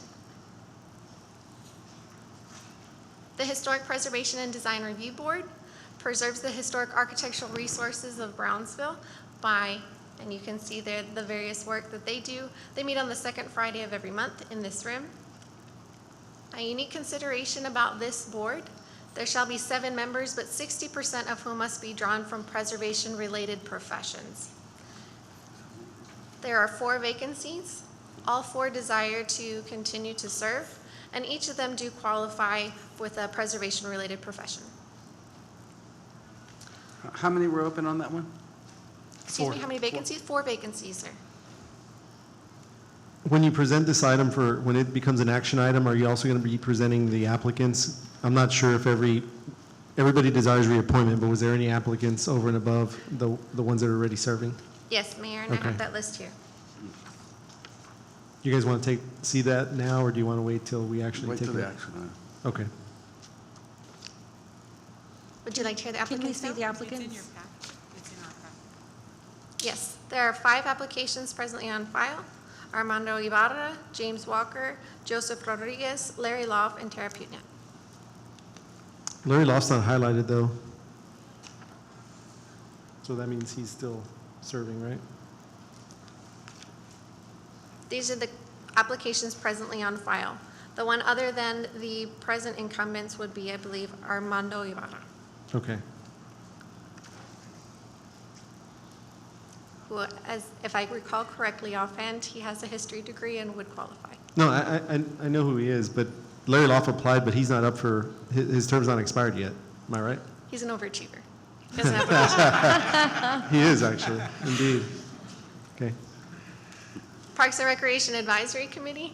They serve as the fact-finding and advisory board to make recommendations with reference to park management and operations. They meet the second Thursday of every month. There's presently 1 vacancy. The Planning and Zoning Commission guides orderly growth and development. Typically, they meet the first Thursday of each month, but they set a calendar for themselves, typically in August. There are 3 vacancies: a special member that is vacant, and 2 resignations. Will my father be able to continue now that I've been sworn in? I would defer to council. That is a question that we're going to have to hash out. That may be an issue. So how many openings are there? 3 3? presently. But why do I see that 4 resigned? Oh, 1 rescinded. Is that right? Yes, ma'am. After the last meeting, when it is the commission extended to the grace period, 2 of the 4 resignations were rescinded. So we've indicated those here. Mr. Derek Benavides and Francisco Orozco both resigned, however, they rescinded or retracted their resignations. Do they still wish to serve? That is my understanding, yes, sir. So they're in that grace period, right? They are, but there was an issue with, that I think we resolved today, that they're all holding over, and since they had, someone took back the resignation before it was accepted, I think they might be good, so we might not need to reappoint, but I don't know exactly who it is that wants to come back or not. If Please nothing let else, them- we'll just reappoint them. Okay. If yeah. nothing else, right? Correct. Please let them know, no more backseas. Right, right. I think that that was the impression, the email that we sent to them, that the commission may consider Chapter 38, and so given that information, they rescinded their resignation. And so with that, we were able to have a quorum for the July 8th. It's Monday. July 8th meeting and continue Good. with development in the city. Thank you. So then, just to be prudent, will, the ones that resigned, that rescinded, they're up for reappointment, so it would be best to actually reappoint those then? No, Mayor, for clarification, their term was scheduled to expire in August 2021. Oh, okay. So they're good. Okay. Excuse me, okay. August and December, but not for 2 more years. Right, gotcha. PNC served 3-year terms. The Brownsville Public Utilities Board, it's created by a separate city charter, and it shall have absolute and complete authority and power with reference to the control, management, and operation of the power and light, water, and sewage systems owned by the city of Brownsville. They meet the second Monday of each month at Brownsville PUB. There are 4 vacancies. Congratulations, Commissioner Galinsky.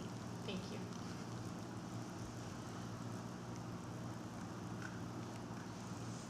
The Border Film Advisory Commission. This is one that has been brought to our attention as staff. The Texas Film Commission defines our Regional Film Commission as a quasi-governmental entity that attracts the film industry to their respective locations. I wanted to note very proudly here that Brownsville has received the film-friendly designation and is a regional film commission. However, Resolution 2018-008 dissolved the Film Commission as a separate entity and transferred the responsibilities of that board to the Main Street Advisory Board. Later in the agenda as a separate action item, there's consideration to potentially reinstate the Border Film Advisory Commission.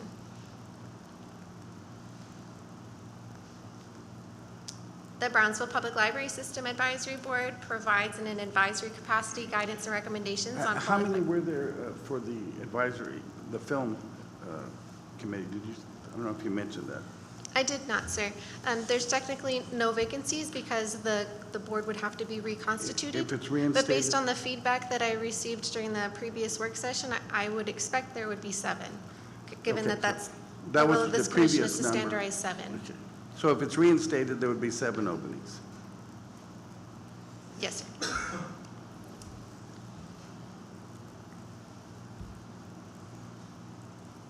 To the Public Library System Advisory Board, they assist in defining current and future library service models to best meet the needs of the community. They meet the second Monday of every month. There are presently 4 vacancies. How many applicants?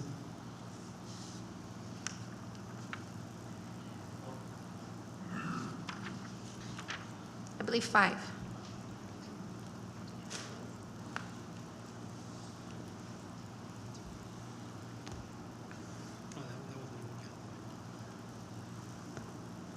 Yes. 1 more application received since his last update.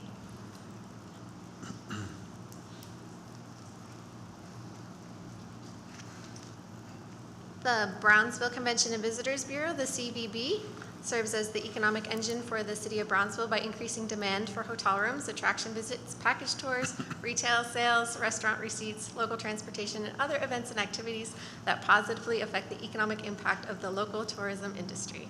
And they meet the second Tuesday of the month. There's presently 1 vacancy.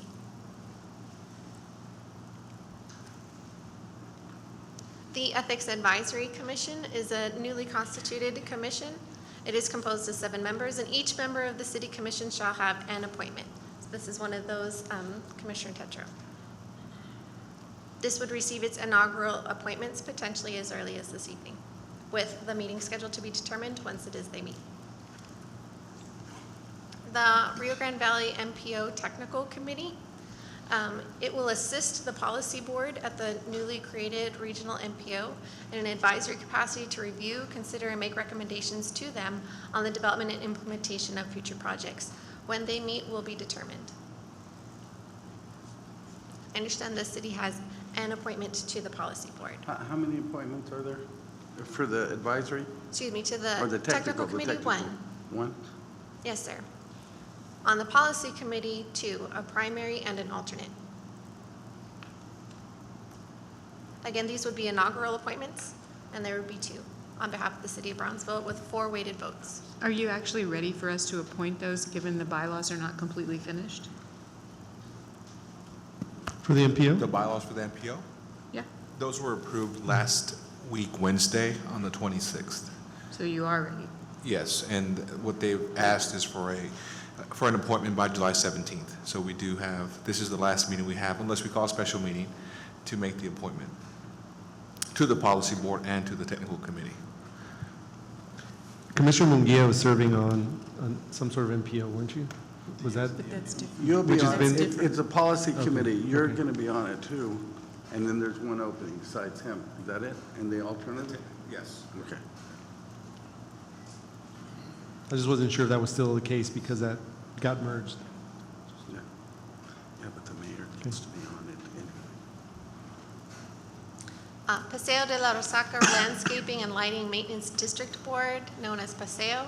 It consists of 5 members, 2 of which are appointed by the commission, and at least 1 is a commission member himself or herself, in the case of Commissioner Tetreault, who presently serves there. 3 are appointed by Paseo. The member who resigned is a city commission appointment. We presently have no applicants on file, but this would be a vacancy for board consideration. They meet the second Wednesday of every month.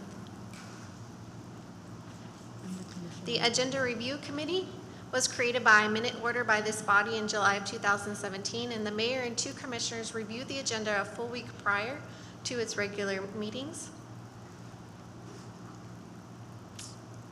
Ta-da. Did that one require appointments? I missed it. You said the mayor and, okay. Yes, sir. So you need appointments on that as well? Presently, Commissioner Neese serves on the Agenda Review Committee. Okay. The mayor and I did, but it was an appointment by the mayor who was on the committee according to the way it was passed when we passed it. When we formulated that committee, the mayor was supposed to appoint the committee members. And in that one, he was on it, and me and former Commissioner De Leon. So if you want to go back and look through the minutes, that one was the mayor's appointment, because it was a committee of the commission. Thank you, Commissioner, for clarifying the intent. I merely understood that it was the mayor and 2 commissioners. So that one is not really one that we would appoint from the community. No, it would be appointment by the mayor for That's the right. other 2. If you wanted to serve on it, you would appoint 2 more commissioners, unless you wanted more than 3. But since it was a commission committee, there was no quorum. We didn't want a quorum. I appreciate the opportunity to clarify, but yes, ma'am. I identified it here because it does have a corresponding action item. There's a corresponding action item because there is a vacancy to this committee as created by the change in the commission. All right. Are there any questions about any of the boards or committees that have we reviewed? I'll be happy to pull up any of these slides when it is that you deliberate later for potential appointments. Thank you very much.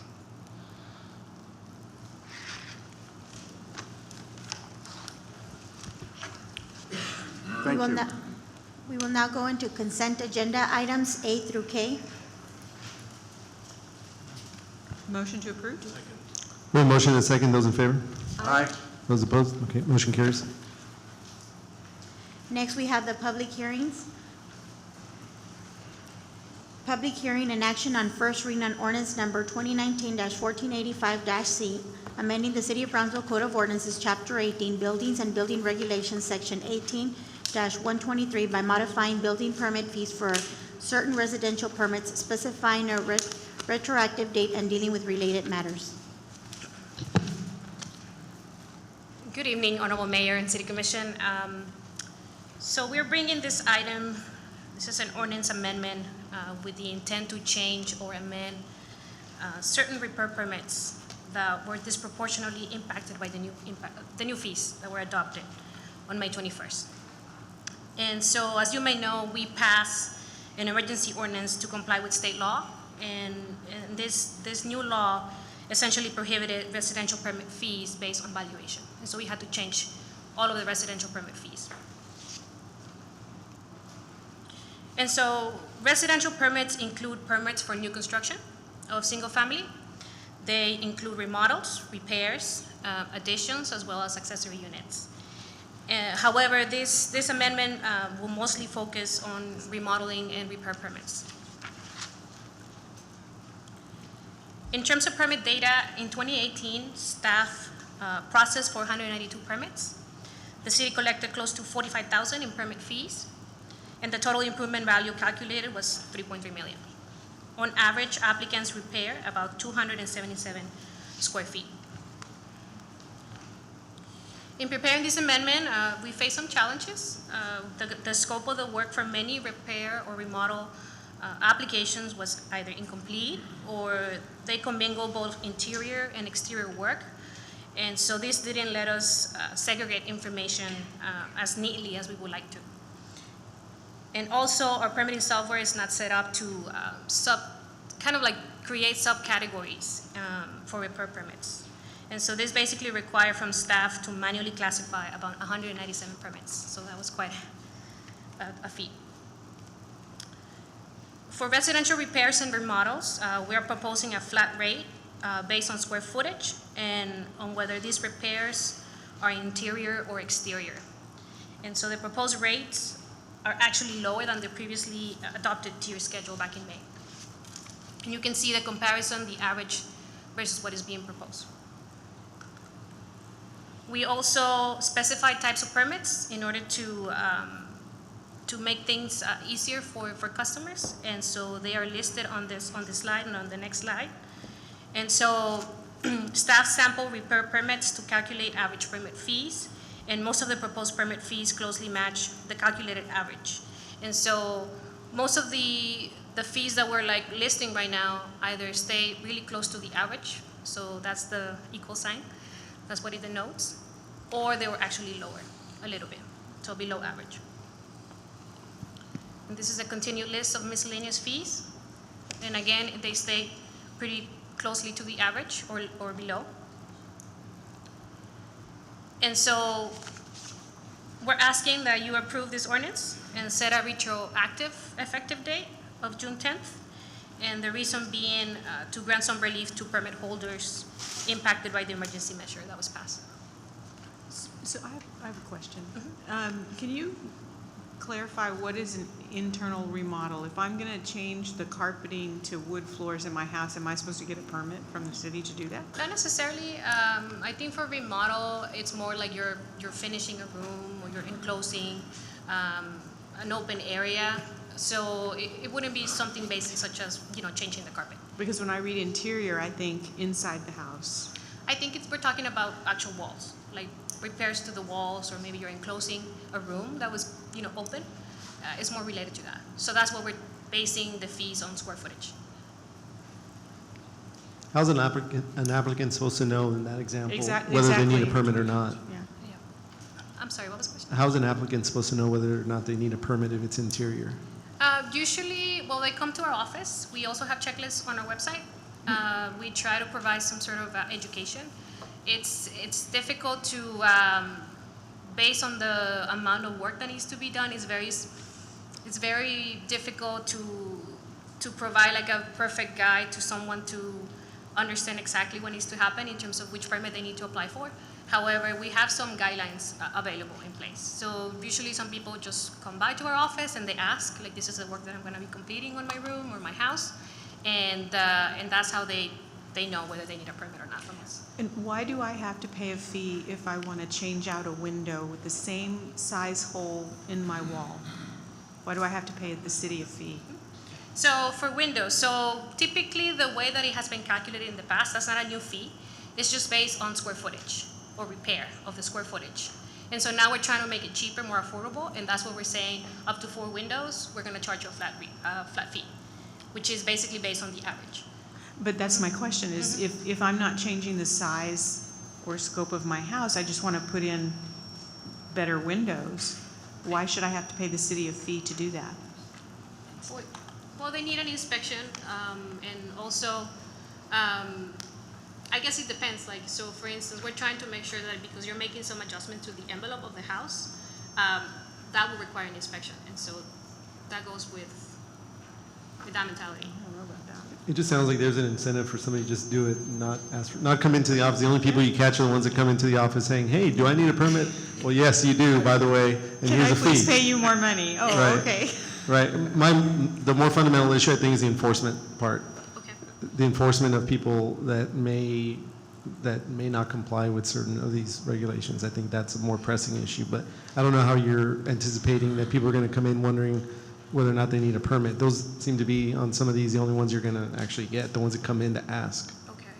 Well, what I would say, Mayor and Commission, is depending on what type of permit, if it's an electrician and they're doing electrical work, then they would pull an electrical permit. I get that.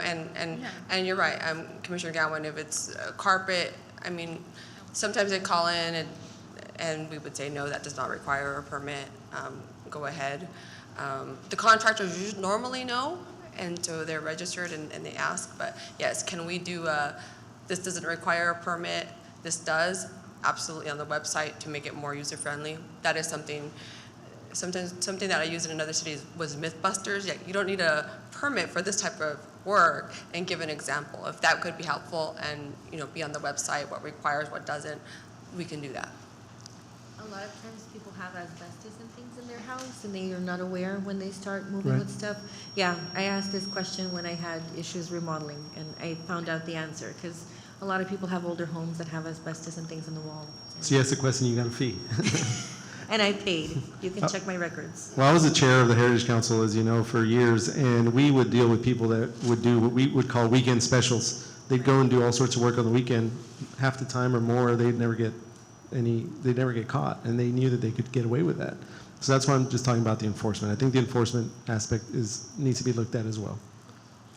Absolutely, Mayor and Commissioner. I mean, we have very few code enforcement officers in the city for our size. So the per capita is, I think, 2, and we have some cross-training, but that is something that we definitely are looking at with this new budget season.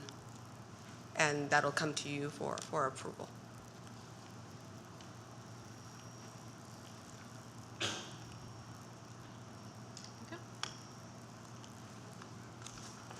So again, we're asking for your approval of the ordinance. Motion to approve?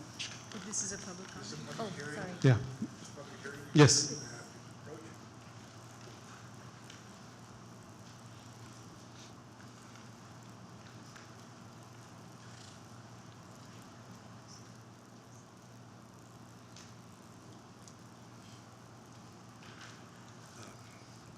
Mayor and Commissioners that got elected, congratulations to all of you, and I'm sure y'all will do a good job for the city. On this issue, which is based on the ordinance passed May 21st, it's ordinance number 2019-1485B, and it's linked to House Bill 852, which defines what prohibits the city from doing, but it doesn't mandate the city to do it the way the city's doing it now. Which I think, if you look into it, it will stifle growth, economic growth. And it will also hurt the permitting department, but as you pointed out, Mayor, people will do weekend jobs instead of coming and complying. But that's unfair to the honest people who want to comply and come and follow the process, because they know that that's the law and that's what they're supposed to do. So instead of creating criminals, because I think this ordinance is very unfair, and it's also against economic development. I'm asking you to table this and evaluate it through a committee or something, studied very carefully as to how it impacts the city, also how it impacts the industry for the carpenters, the roofers, and the developers and everybody else. I'll give you my personal example. I went to the city last week to get a permit. Had I gone before June 10th, I would have paid $100 for a re-roofing permit. I paid $1,800. So you go from $100 to $1,800, and that discourages anybody from going and getting the permit. And the $1,800 is aside from the $500 I had to pay for windstorm. So just the $1,800 was 46% of the asphalt shingles without the city lifting a finger. And it's not there to recoup some investment that the city has, it's just assessing a tax, in essence. And the person like myself, I paid taxes on the shingles, which cost me $3,953. The property owner pays taxes on the property. The fees that you're adding onto it in the windstorm. So it's another tax. And it's unfortunate, but because I think the city's already recouping it through the property ad valorem tax already. You don't need to assess these kind of fees. And I feel that I think it's be wise to sit back and compare to other communities as to what they're doing, and making sure that we're not penalizing and hurting growth by getting overzealous and trying to, I guess, increase the revenues for the city to solve other problems. I think the permitting department should be there to assist growth, not stifle it. So based on that, I'm asking you, I haven't studied what they're proposing, but I'm asking you to either rescind what was already passed on May 21st and refund the money, or because I think it's unfair that we're we're following the law and we're getting penalized for doing it, when we could do it through the weekend. Or appoint a committee and study this and compare it to other cities, and then come up with something that's more fair, I believe, instead of being so heavy-handed on just getting this simple permit for re-roofing. I don't even know what it's going to be like. I'm building houses now, so I'm even thinking about, is it going to be hurting the industry, which I'm sure it will, if this is the kind of fees you're going to be assessing. Thank you again. Thank you. Appreciate it. Congratulations. Thank you. Do we have anyone else for public hearing? Motion to close public hearing? We have a motion to close. Do I have a second? Second. We have a motion and a second. Any further discussion? Those in favor? Aye. Okay, motion carries. Motion to approve? Oh, you want to read No, it? no, go ahead. Motion to approve? Second. We have a motion and a second. Those in favor? I'm sorry, any further discussion? Could you explain the difference from the change of, it went from square footage or it went from value? It went from value, right? Right, To the state square. bill said that you cannot determine fees based on valuation of a building. So normally you would go into a building department and say, this repair, this addition to my residential home is valued at, I don't know, So now it's- $30,000. And then now we're saying, with state law in many cities throughout Texas have said it really should be based on square footage. So So what we did is, because the initial ordinance that was passed, emergency ordinance that was passed to comply with state law, disproportionately affected certain permits, such as the one we're bringing before you now, we are right-sizing that initial approval because, as this gentleman stated, certain fees, like the roof fees, increased substantially. And so what we're saying, we're not only going to right-size it to be consistent with what it was before, but we're also going to retroactively do it to June 10th and give them a refund for what they disproportionately was affected with the emergency ordinance. So by passing this, it'll include a provision to retroactively apply it and refund any fees that were affected. Yes, Commissioner. Accordingly. Yes, and we have already identified those people that we're going to be sending letters once you approve this and with their refund amount. And so we're actually right-sizing what was disproportionately affected with the initial ordinance that was required per state law. I actually heard another instance from a roofer, like Mr. Amada said. I heard another instance with a roofer that I know that does a lot of work, Mr. Owen. Same situation. He was caught off guard by the amount of the permit. And when I saw it, there's no way, because like 46% of a job should not be the case for a permit. So in Mr. Amada's case, in the case we're discussing, is that something, do you have an idea? Is it going to go back to what, more or less what Yes. the permitting Yes, sir. fees were? We have a flat fee, So I think, that we've before, established. it will be 25 cents. I think it's right. So before it will be 25 cents or 30 cents, based on the size. And so now, so that's here. That's what it was before. Before the emergency ordinance, that's what it was? Before the, okay, so with the implementation of the emergency measure, basically we treated everything across the board in terms of setting like a tier schedule and some sort of per cost per square foot. And so it was 25 cents, 30 cents, I want to say 35 cents.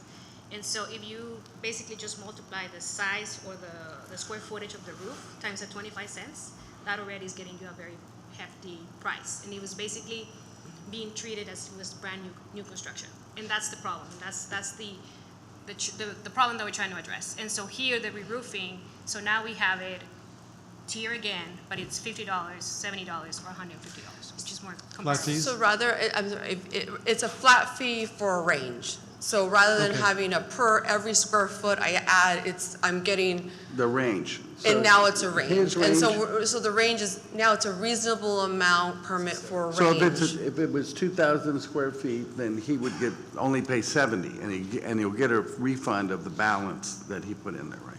Absolutely. Mhm. So just a question, so Mr. Omada would be able to get a refund? He's one of the. Yes, sir, and we're going to take his name as well as information to make sure that we speak with him and and he is refunding. He's smiling, so I think we're okay.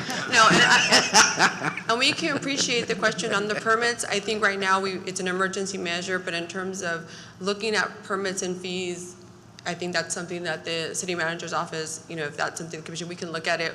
That has to be more of a study, more in-depth study, but right now, this was triggered by the emergency measure, or else we wouldn't be taking it to you and right-sizing what was incorrect, which was, affected negatively. But from what I'm seeing, the fees were either the same or less than they Or were less. before? Yes, Okay, on that's across average, the board. on average. Okay. Okay, So I'll across the call the board. question. Okay. Yeah, we had a motion and a second already. Those in favor? Aye. Those opposed? Okay, motion carries. Next, we have the public comment period. I did have one person sign up for public comment. Her name is Stephanie Dominguez, Community Engagement Manager. Would you please step forward?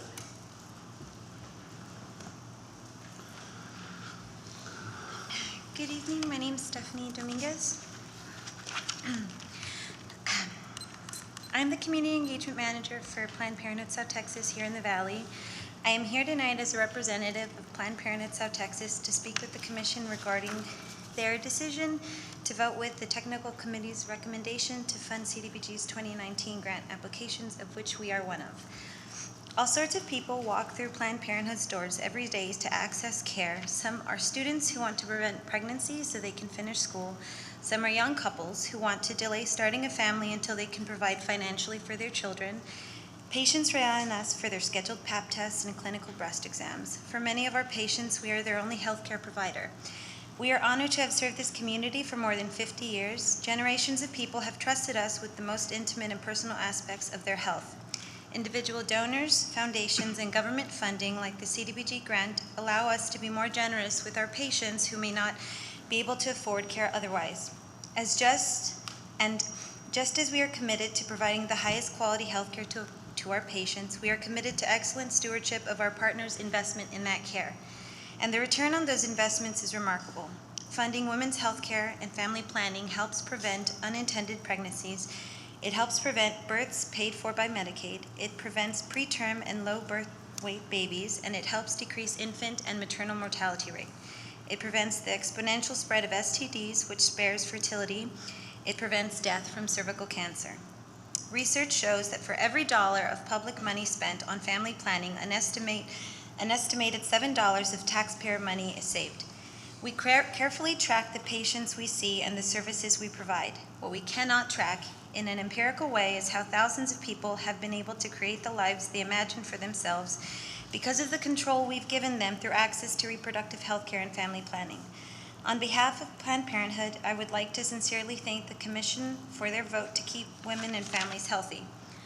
While the city, while Harlingen's Commission voted contradicts their 10-member Community Advisory Board's recommendation, a board whose members were appointed by the commissioners themselves. Brownsville Commission voted with the Technical Committee's recommendation to fully fund CDBG's 2019 plan. While the Harlingen Commission says road repairs take precedence over women's health care, Brownsville chose to say that the lives of women and their families of our city matter. I'm proud to live in a city that chooses the well-being of its people. On behalf of Planned Parenthood, I would like to sincerely thank you, commissioners, for your vote to keep Brownsville women and families healthy and happy. Thank you. Thank you. Next, we have items for individual consideration. Action item number 7, consideration and action to award a contract for traffic signal master plan services phase 1.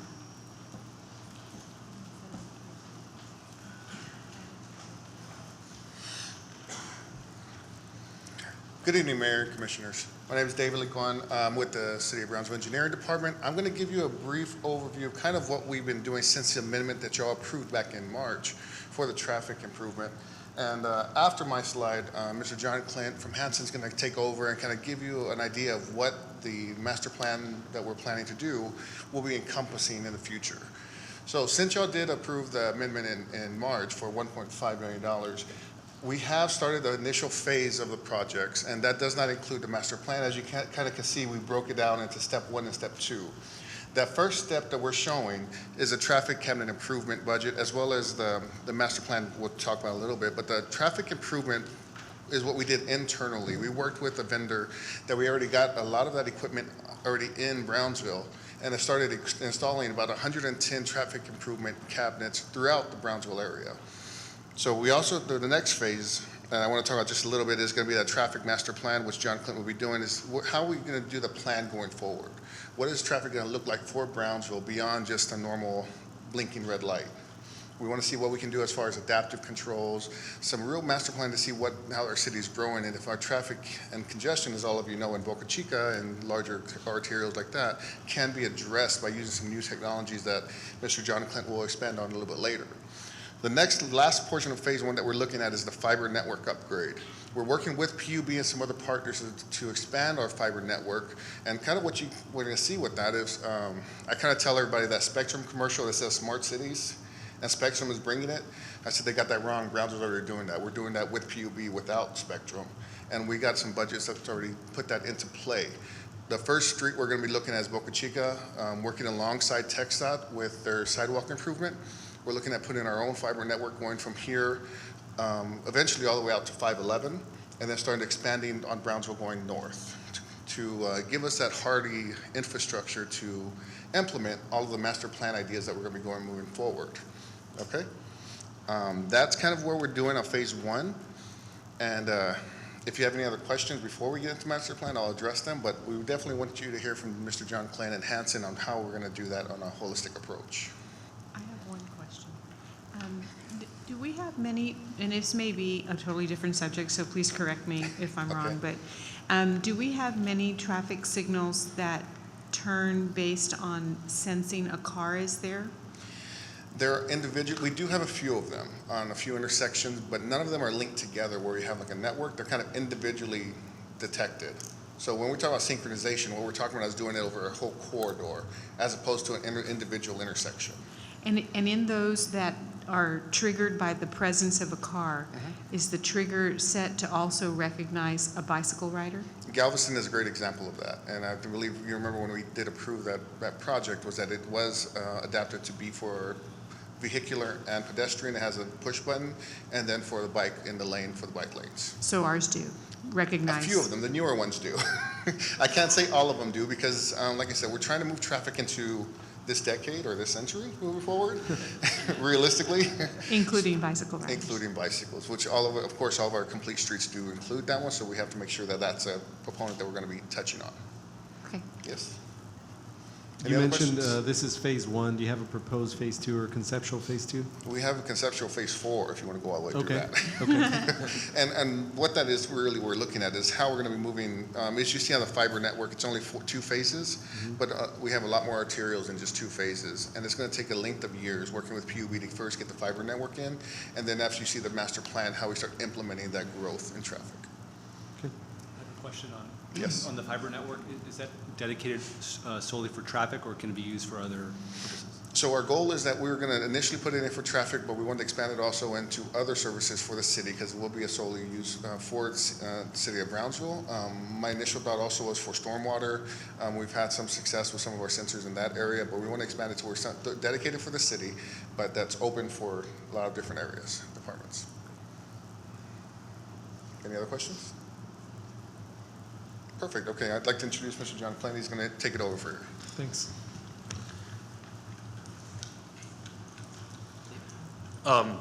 Commission, I'm John Clint. I'm with Hanson Professional Services here in Brownsville. First, I want to congratulate the first new commissioners and mayor. And commissioners, good luck if you're all running for election next time.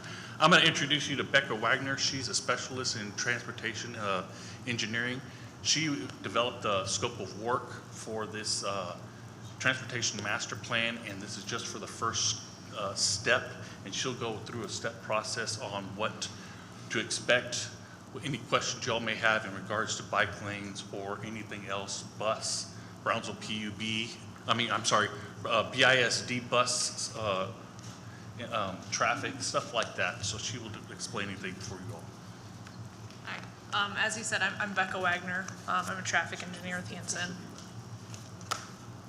Let's see if I can work the computer. So far, so good. So kind of the purpose of the master plan component is to really kind of provide the action plan and the policy for kind of bringing out-of-date infrastructure into kind of some current standards that are able to do things a lot more effectively, and you'll actually see a lot better coordination and better signal timings for the customers of the roadway.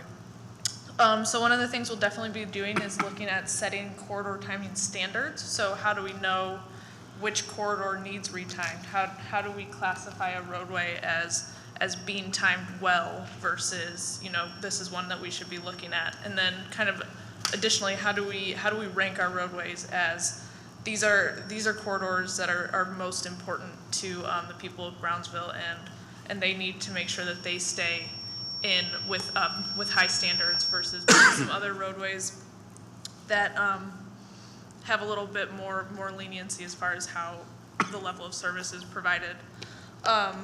And then one of the other things that the city engineer public works department asked us to look at is a traffic management center, which I will touch on in a little bit, but that is the master plan will evaluate what we're calling kind of the business case for that.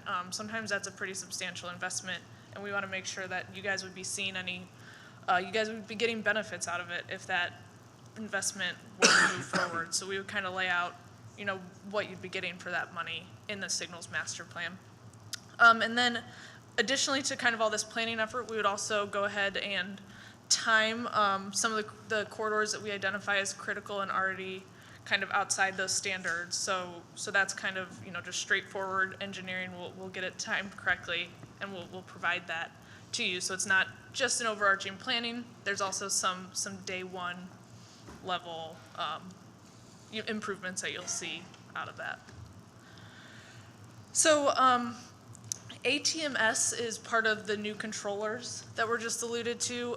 So kind of what happens in a controller now, and the way that we would time it is we would go out and we would count traffic for a day, maybe 2 or 3 days if the project scope allows for it. And then based on those counts, we would set how much green time is allocated to each movement. So if you can imagine, counts change quite significantly day to day, just depending on who's going to school, all sorts of different factors. So what the advanced traffic management system that the vendor is being able to provide will allow those operations to be changed in real time by a computer, within parameters. So we can say the north-south road is generally heavier, so let's give that 60, 70% of the green time. But then if the east-west road for one day is showing up with higher traffic volumes and they're starting to experience significant delay on that approach, it can do that in real time.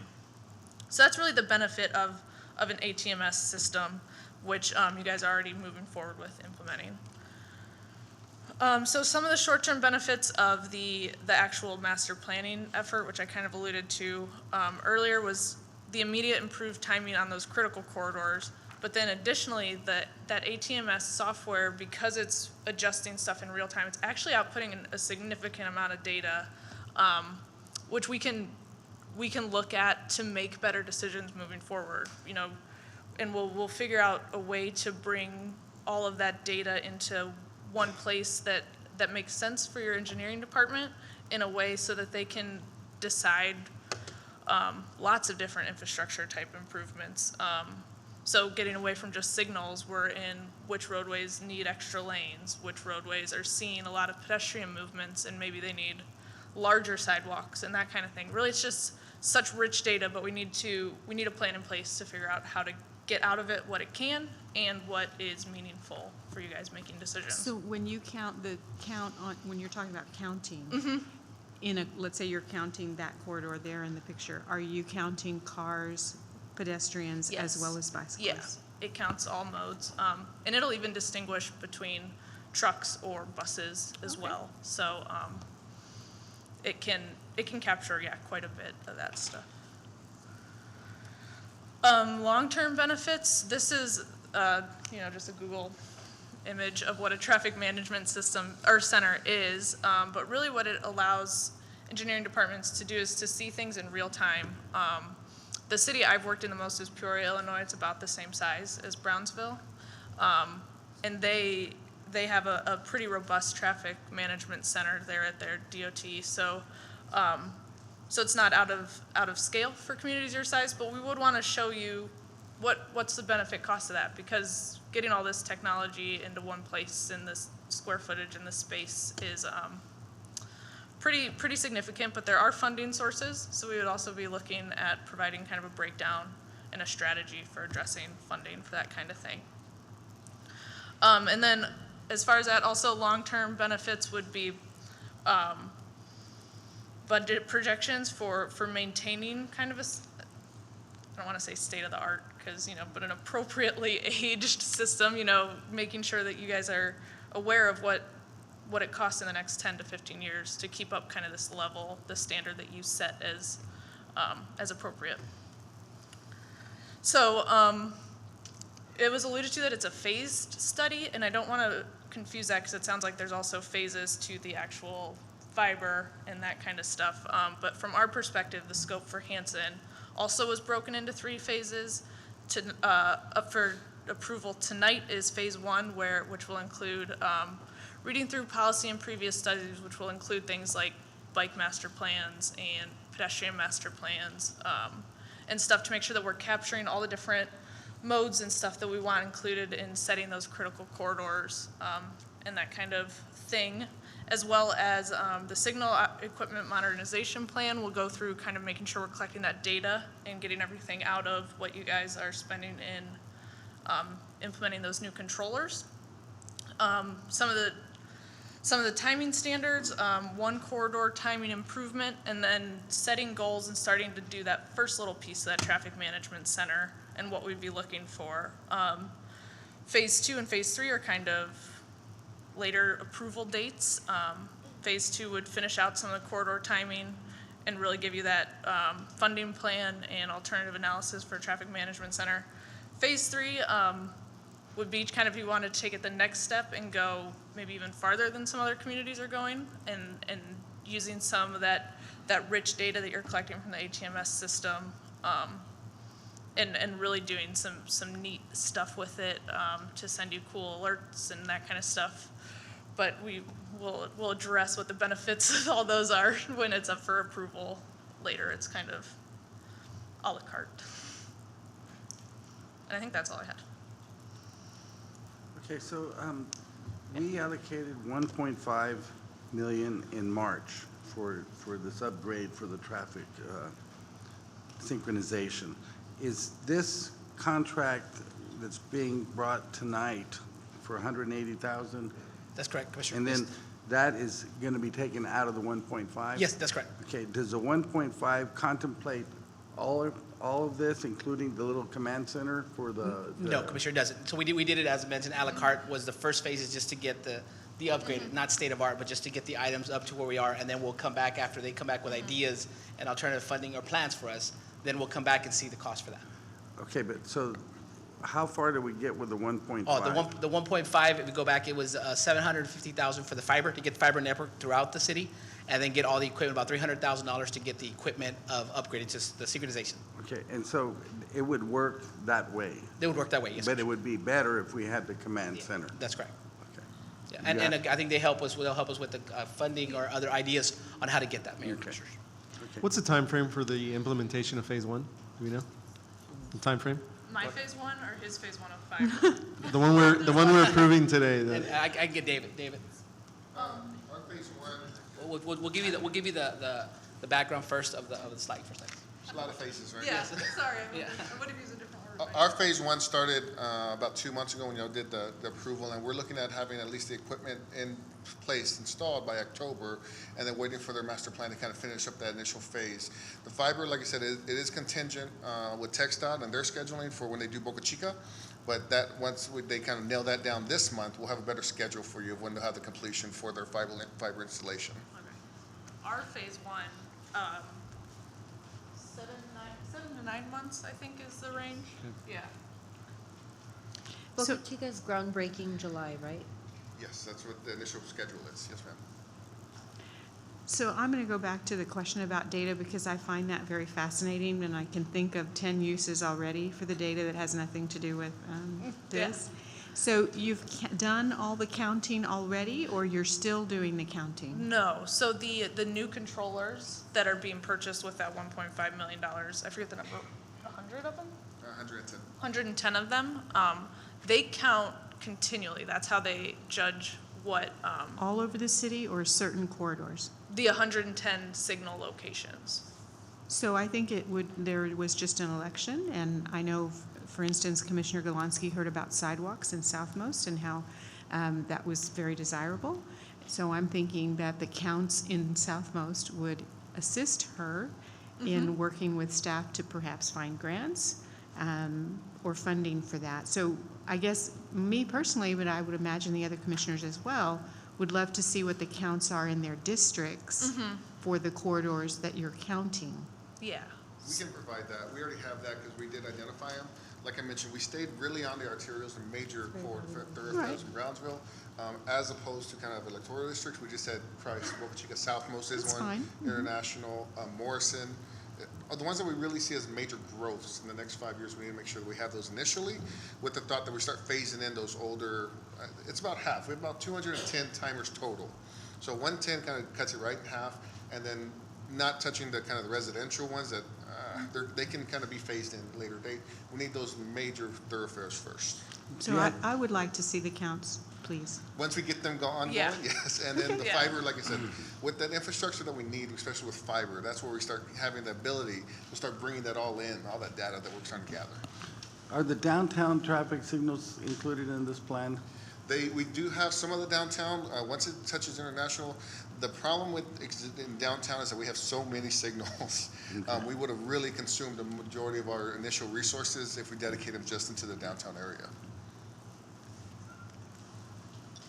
Mayor, Commissioner, I just want to add as well, I know some of the new commission, but we did put included in your packet was the old version. We can sit down anytime with you to go over it as well, kind of run you through the process if we need be. Just one quick comment. This is on. Test. Hello. One quick comment. So Mike mentioned, or someone mentioned, there was a phase 4. So going back to March, when this amendment was brought forth, there's a lot of work downtown, as we mentioned, would consume all that 1.5. So we had 2.5 come in from that PUB settlement. And what we brought before the commission was what is the way to maximize the 1.5 million to where we actually have the infrastructure in place to have our lights to the point where they can talk to themselves, and then have the highest level of service for those high traffic intersections, which is where the fiber's going to. In a perfect ideal world, we would like to have the entire city outfitted with fiber and every signal having the proper infrastructure, but it would be way beyond the 1.5. So the 1.5 and the thought process behind that, what staff did in working with the consultant team, is what's the best bang for our buck, right? And we focused on the high traffic collector streets that would get the city moving and productive. Certainly there's a lot more to do, but when we get this data, what it'll do is provide us with clarity for if we want to pursue the traffic management center, if we want to pursue additional arterials, additional residential areas, we can do that, but we'll remain strategic with whatever funding we actually have as we budget. But certainly with the 1.5 is, the city will look a lot different, feel a lot different, and move a lot more seamlessly, because just in covering the high traffic areas, it'll be a major gain for the community. Thanks. Motion to approve? We have a motion. Do I have a second? Second. Motion and a second. Any further discussion? Those in favor? Aye. Those opposed? Motion carries. Next, we have action item number 8, consideration action to request authorization to award a 1-year term contract for cybersecurity solution services under an interlocal agreement from the Texas Department of Information Resources, DIR, state contract to NetSync Network Solutions Incorporated of Houston, Texas, in the amount not to exceed $137,488.32. Good evening, Mayor, City Commissioners, and welcome. Congratulations. The item before you tonight is a cybersecurity project, and the project timeline is as follows. We had a security incident on June 26th, which prompted a fast track of increased cybersecurity initiatives. They were initially scheduled for fiscal year 2020. On June 27th, MIS staff, in conjunction with the purchasing department staff, conducted a cybersecurity discovery call with vendor NetSync Network Solutions and their engineers, and they're out of Houston, Texas. They have an office in McAllen. The city then received a proposed solution with an interlocal DIR pricing for 1 year at a cost of $137,488.32 on June 28th. The project summary statement is this: to add additional security to the city's profile to protect its assets, mostly digital, from security threats and malicious attacks from the outside. The vendor recommendations are as follows. Install and configure multiple security solutions in a phased approach, including firewall install and configuration, addressing endpoint securities with a pilot project, and addressing email security. There will be knowledge transfer for MIS staff. They estimate the time completion at 1 month, but I've put down 2 months just in case. Staff recommends approval, and the vendor is here to answer any questions. And this is an unfunded project, but we were able to find some funds in the MIS operating budget to support that, and we'll be looking for the rest of those funds. And if you have any questions, we can answer them. I think it's great, but I have a question related. So at clinic, at Sioux Clinic, they're very uber safe about cybersecurity because of health protective information and all that kind of stuff. So they do training with all of us that work there in terms of, black and white training, but also then they test us. Does your department do that? In other words, they'll send out fake emails with tricks in it to all of the people that work at Sioux Clinica, and then watch to see how many people failed the test. And then they'll get back to you and say, you know what, you shouldn't have done that, and here's why. Do we do that within the city of We have not Brownsville? done that. That is a social engineering test. It's really effective. And we will be working with Ms.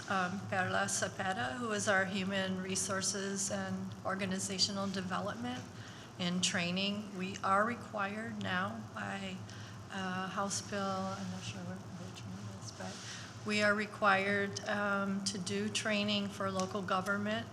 I believe we can do it in-house. I know TML is going to be sponsoring some trainings. It's very effective. Within the clinic, they can track that risky behavior has gone way down since they started doing those tests. They'll even leave USB drives on people's desks just to see if you'll take it and plug it in, because you have to learn not to do that. And so they're baiting you to see if you'll fall for it. Well, that would be a fun thing. that We'd love I've to ever try. seen a city USB that I wanted to plug in my personal computer. It's very effective. I think it's a good. So nobody opens emails at all in Sioux Clinica anymore? Yeah. Not if it has a to-do button. Yeah.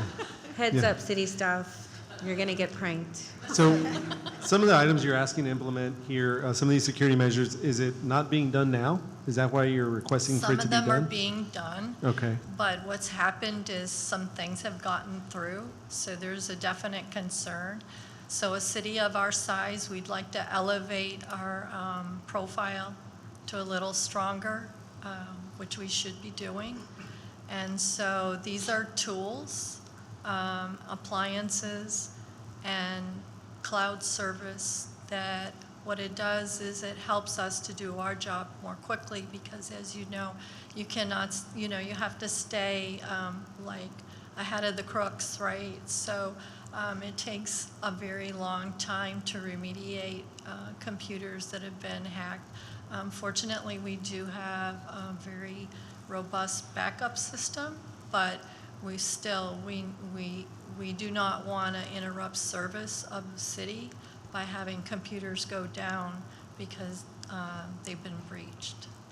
I can remember probably about 3 years ago, something happened to our city email server, and the server was down for about 2 weeks, and it was absolute chaos amongst the commission and city staff because we had no way of talking to each other. And I just remember that it was extremely bizarre. So thank you for making sure that our servers are safe.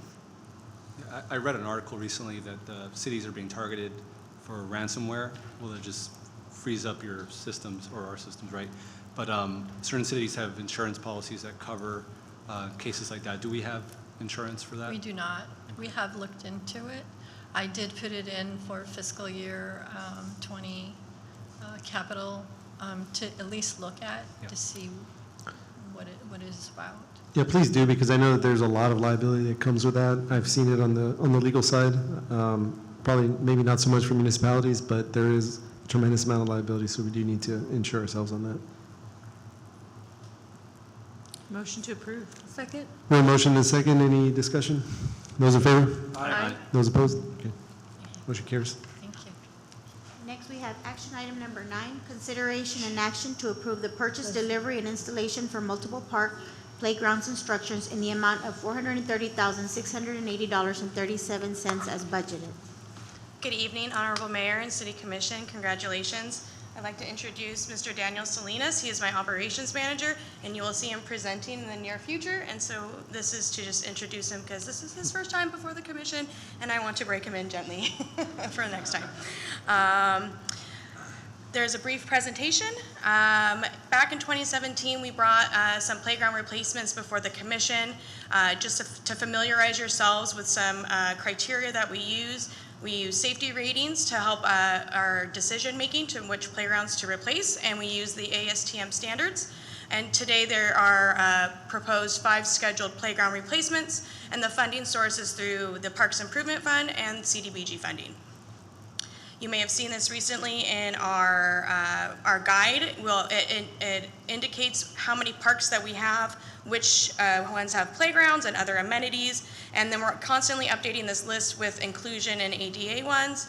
And I wanted just to always share, especially as you are new to your park system in your district perhaps, and at large, which parks, the equity by district, and that is in your top right. And then also what we didn't feature last time was which of our parks were accessible and inclusive. And so for District 1, we have 3, which is about 43% of the playground structures in District 1 are ADA compliant. All are ADA compliant, inclusive, or a wheelchair can actually go up onto the structure. District 2 is 16%, District 3 is 29%, and District 4 is 31%. We are ever striving to make sure that all of our playground structures are accessible at varying levels based on size, and then these are the listed parks. Today we are recommending for our awarded procurement for our commercial playground structures, $129,000 to go to the playground replacement at Edelstein Park. That will capture 2 playgrounds, one for 5 to 12 and one from 2 to 5 age groups. Central Avenue Park is at $119,000, $542.67. In this process, we identified back in 2017 there was additional playgrounds that needed to be done, but they weren't at the rating that some of our other ones were. So they have come up for replacement. And we're ready to do that. We have, if you have seen it, at Portaway Acres, La Galaxia, and McNair Park, they have been signs and fencing that is up. And we always ask the public, please do not play on these if we deem them unsafe. It's not safe for your children. We don't want anything to happen. So that is why we fence them off and we put up signage. And then just for this playground, so the total amount is $430,680.37, 58%, which is CDBG funded. I'll go quickly through this, but terms that you will be familiar with or you'll see abbreviations for is engineered wood fiber. Poured in place which is that rubberized surfacing that we like so much. It's also very costly, so often we have the engineered wood fiber. Rubberized mulch, and you'll see a combination of those in there. We were very strategic in how we could maximize our surfacing. It is very expensive. And of course, we use concrete surfacing for our adult playgrounds, which are our exercise stations, and we have tiers of parks. So a level 1 park often would be a destination park. It has a lot of use. It is those come to the community, such as Dean Porter. We've got our neighborhood parks like Portway or La Galaxia as more of a pocket park, just to kind of familiarize yourselves with that. And then this is the list from 2017, so please do not be alarmed by all the red that you see on there. These are the ones that we're updating, and then the ones that's circled will be the 2 more that we'll need upcoming replacement. But Central Avenue Park, Edelstein Park, excuse my missing K, La Galaxia and McNair, and Portway Acres Park. And then the last 2 that we'll need will be the second one at Morningside and Central Parkway. And then, as horrific as it is to share this and embarrassing, we always want to improve this, but this is what an F looks like. And so we want the public to be aware. Let us know, we're watching this, but always to make sure that you advocate for yourselves, we advocate for you, but we, and other communities too, we want to make sure that we replace these structures. This is what a B looks like. This is at the start. This is like the worst that you would see on this park. This one's at Lincoln. And this is easily repairable. We can sandblast it, we can come back and paint it, and we can extend that life expectancy of the structure. And so that is our goal. Danny's great goal with the guys to make sure that we go back and schedule that. And then here's a brief preview of what the Edelstein Park Playground would look like. It has integrated shade. It was a very key component. It is so hot here that we always want to make sure that we're trying to add those shade components so that we can be outside, have a more active living, be exposed to nature, eyesight improves when you're outdoors, all those wonderful things. And it will feature some bonded rubber mulch, which will be a new thing. This is Central Avenue Park Playground in District 2. It's at $119,000 and some change. And also it's inclusive, sensory, it has music play, it's age-friendly, and it will have a combination of engineered wood fiber and that pour and play mix. And so we're really excited to be offering that as well. And then this will be the one, we were able to go through a sale, and we're always looking at opportunities. So you see the reduced price for this structure, and it's called Sundancer, and we will be featuring that in Portway soon. This will be the one is Promenade, and I just wanted to mention, you see these little seals on these, and so our Riverside Park project we were a national demonstration site selected through the Texas Recreation and Park Society, and we were able to do an inclusive playground. And so we are also trying to do best practices in what we offer here at the city and for our play components. And so these ones that we have selected are also part of this national demonstration site program. And then this one is an amazing affordable price for the inclusive play. Commissioner, please do not fear Portway has more space, so we can add more inclusive elements to that, but this is just for the structure, so fear not. Thank you. And because La Galaxia and McNair Park are so narrow, these fit the size, so it was right sizing the fit. And this one will be Blue Bonnet, also a national demonstration site. So we're able to save through the sale $104,000. We allowed for additional playground replacements. We have now 6 fully wheelchair accessible playgrounds where your wheelchair can go up onto the structure, leading the RGV, and then I believe it's 7 with Cameron County's one in Cameron Park. We still have 2 rated D left to replace, and that's my presentation to you. So we hope that you award to both Play and Park structures in the amount of $301,179.64 for Central Avenue Park, Portway Acres Park, La Galaxia, and McNair, and then Playwell Group for the $129,573 for Edelstein Park. I just want to thank you for all of the work that you do for all of the children of our community. And it's so exciting to see that every child, disability, no disability, needing sensory projects, or everybody is taken care of with you, and I'm so grateful. So motion to approve? It's my pleasure. We have a motion, I have a second? Second. Motion and a second, any further discussion? May I ask, so which ones are the 2 playgrounds rated D that should be next in line? The next in line is at Morningside and Central Parkway, which is in the Paseo Trails area. And are we sure that the park improvement fund, since we were just talking about fees for building permits, is that like up to date? Is it appropriate? Should we approve that? That was from the CO fund. That we had a COs assigned. Oh. So it's not the dedicated fund from subdivision Okay. fees. Well, that's another question for Okay. later then. Commissioner Gowan, that's a great question. In fact, we were, with the code rewrite that we're looking at, some of that is in lieu fees. Some of our developers are saying, if I have to mitigate trees and mitigate things on site and it doesn't fit, can I mitigate off-site or can I pay an in lieu fee? And so that's something to give our arborists the opportunity and our developers an opportunity to do an in lieu fee when it really physically they've had to off-site mitigate. In the public right-of-way, for example, we had a recent case where because our codes can be stringent, doesn't allow for that, and so with our landscape code, we'll be able to do that. So create in lieu fees, create off-site mitigation in conjunction with the arborists, maybe in our parks. So therefore, they're offset in that way. So there's multiple ways that we can do that. Okay. Thank you. Okay, we had a motion and a second. Those in favor? Aye. Those opposed? Okay, motion carries. Thank you. Thank you very much. We have action item number 10, consideration and action on resolution number 2019-045 to appoint and reappoint members to the Board of Adjustment.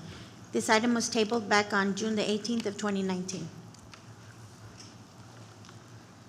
Good evening, Honorable Mayor and Commissioners. My name is Mirna Leal. I'm a planner with the Planning Development Services Department. I am also the staff liaison for the Board of Adjustment. We have, sorry, I clicked it too many times. We currently have 5 vacancies with the Board of Adjustment, 1 alternate position, and 4 full-time regular member positions.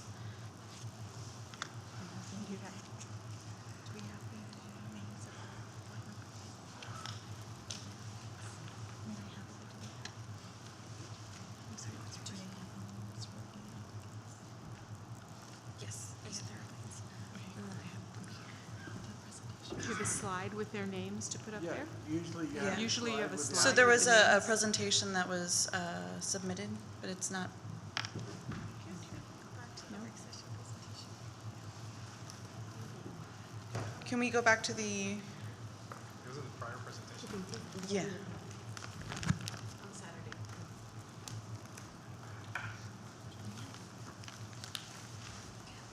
It's open. It's so hard to tell from these things because it's just a nightmare where the name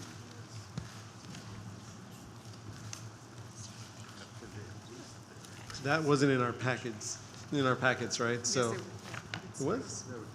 The applicants are, but not the actual. Oh, no, The not that. You're right. applications are there, but no list. Right. So we currently have 4 applicants. 3 of the applicants have voiced their interest on being reappointed because they are currently sitting on the Board of Adjustment. So they are Mr. Dylan Vanderford, Ms. Mary Alice Loya, Mr. Howard Slackman. Oh, sorry, these are the applicants or the board members who have expired. And the current applicants are Mr. Howard Slackman, Ms. Mary Alicia Loya, Mr. Dylan Vanderford, and Mr. Alejandro Garcia Moreno, and Ms. Alicia Garcia. I'd like to make a motion. I'm sorry, did you have a question? No, yeah, so I see the 3, right? Mr. Dylan, Mary, and Howard, right? They're up for These are reappointment? the board members whose terms have expired. But they reappointed. I'm sorry, they reapplied. We have 3 of them who have reapplied. Those 3 reapply. Everybody except for Mr. John Kinch. Right. Okay, and the 4th one would be? Mr. Alejandro Garcia Moreno, Ms. Iris Diaz, and Ms. Alicia Garcia. I would like to make a motion to reappoint Dylan Vanderford. Second?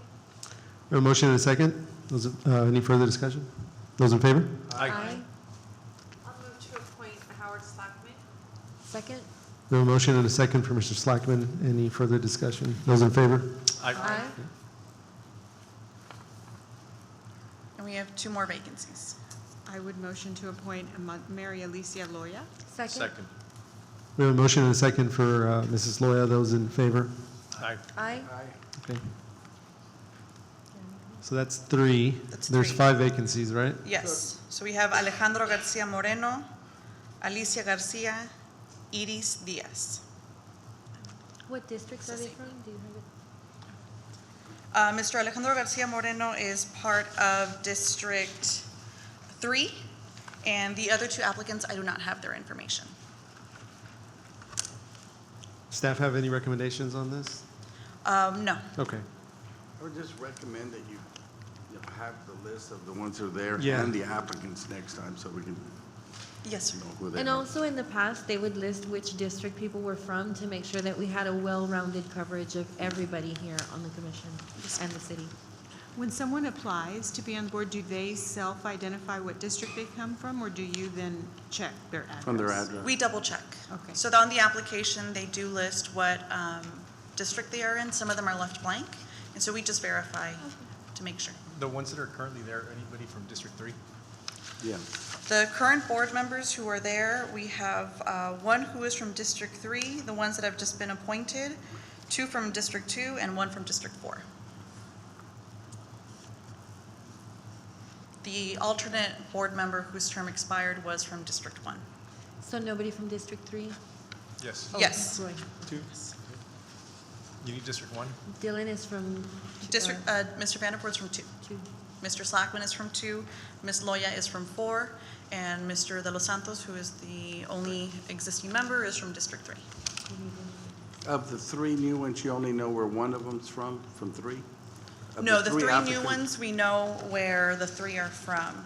From the other applicant, Mr. Alejandro Garcia Moreno, because I did have his application before, I know that he is from District 3. Ms. Iris Diaz and Ms. Alicia Garcia, I don't have their applications, and so I cannot tell you where the district they are from.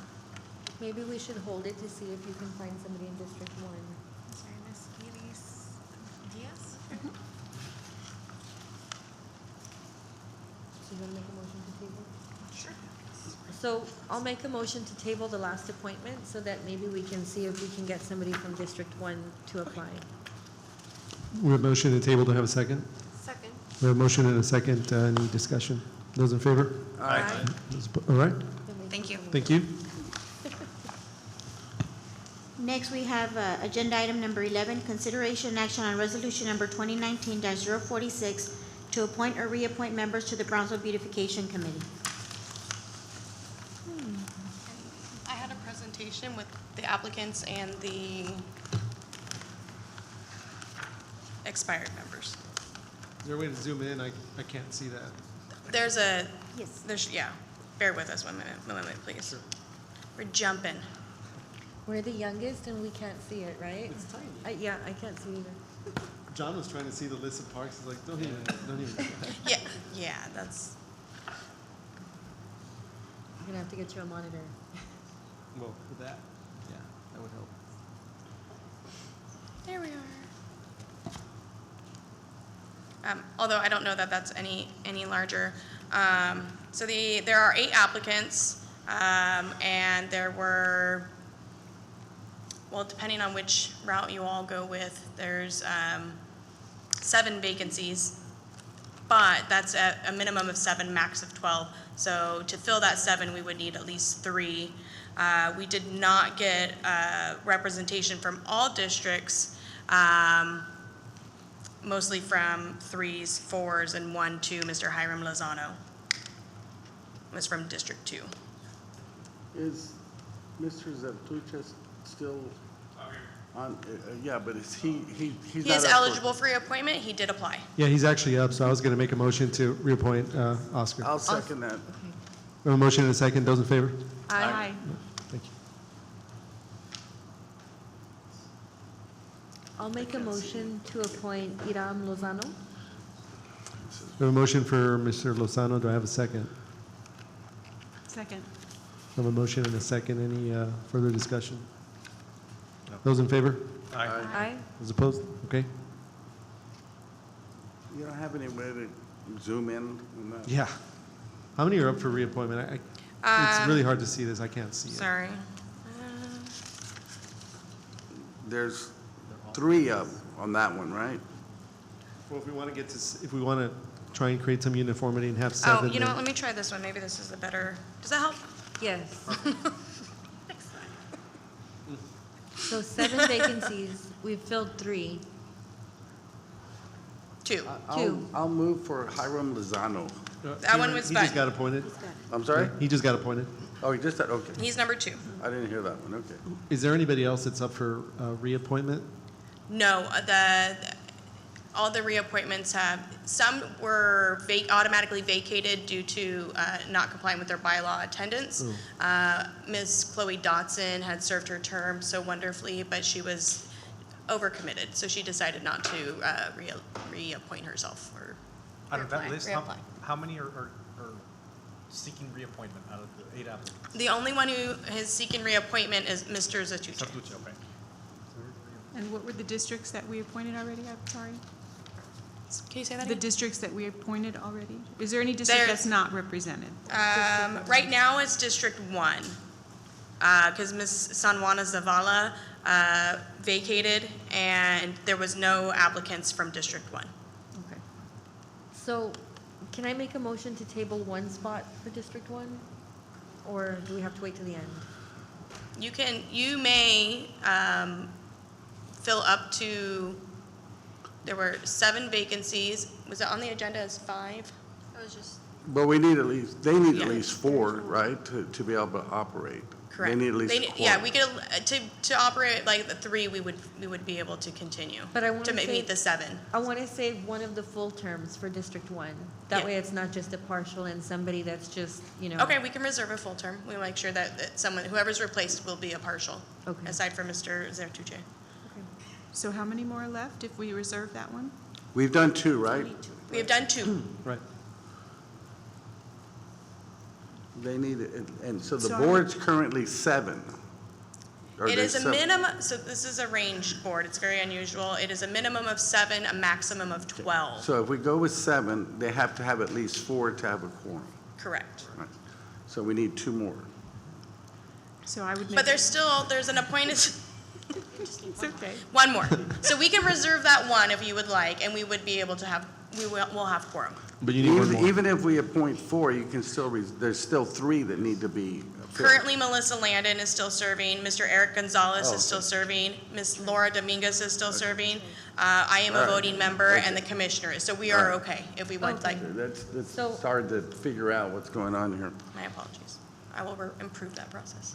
Commissioner I Gao? would like to make a motion to appoint Amanda Dave. We have a motion, and second. Any discussion? Those in favor? Aye. All right, motion carries. So they have a quorum at this point, right? We are at quorum. Yes, we are. So I'll make the motion to reserve for District 1 a full-term slot. Okay, we have a motion and a second. Second. Any discussion? Those in favor? Aye. Aye. Okay, those opposed? Okay.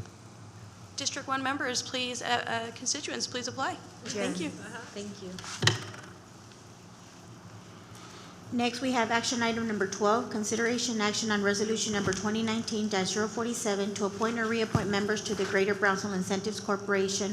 Item was tabled back on June the 18th, 2019.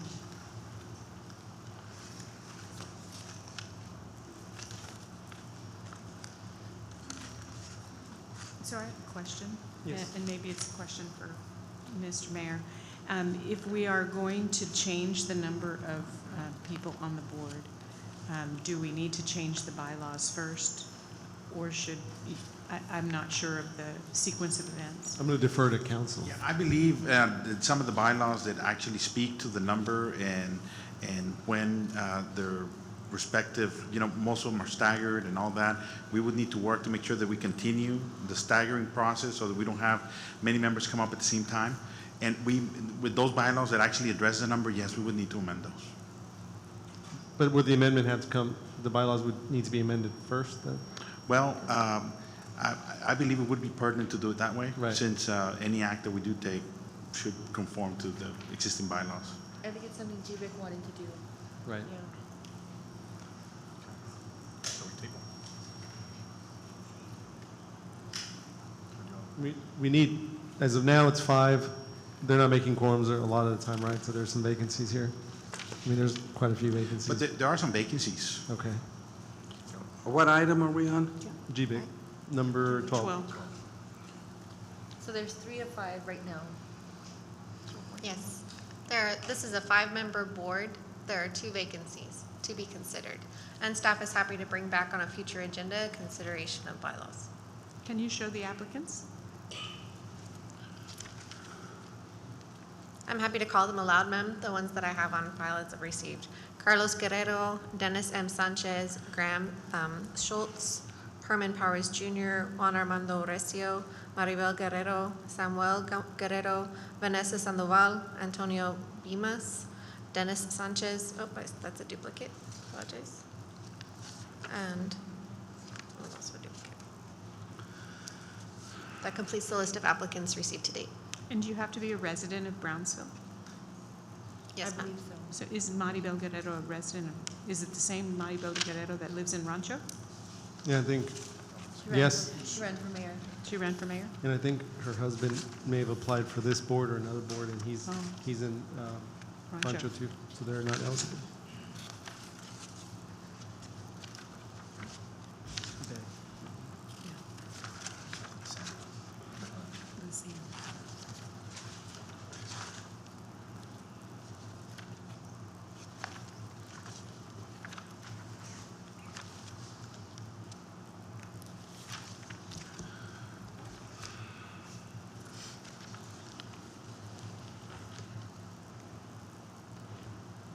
Yes, ma'am, in full disclosure, some of the applicants have indicated that they reside in Rancho Viejo. Does that disqualify them?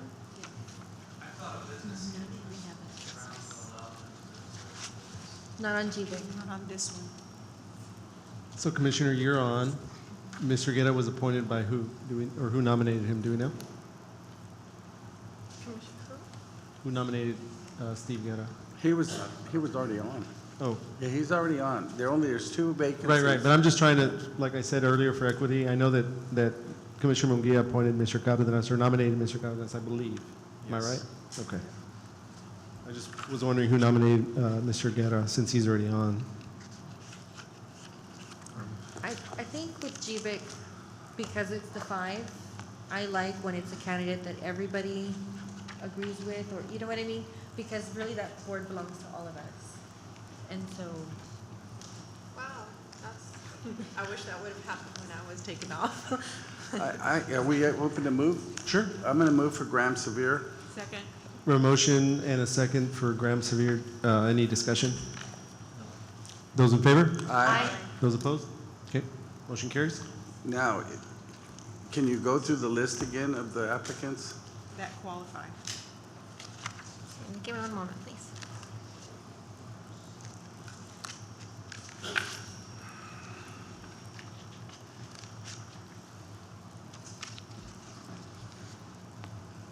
I did find, Mayor, in my cheat sheets, the notes of who appointed which member. Would you like me to reference them or I provide don't think them? it's necessary anymore. Well, who was the one that appointed Guerra? Yes. Commissioner Longoria. Okay.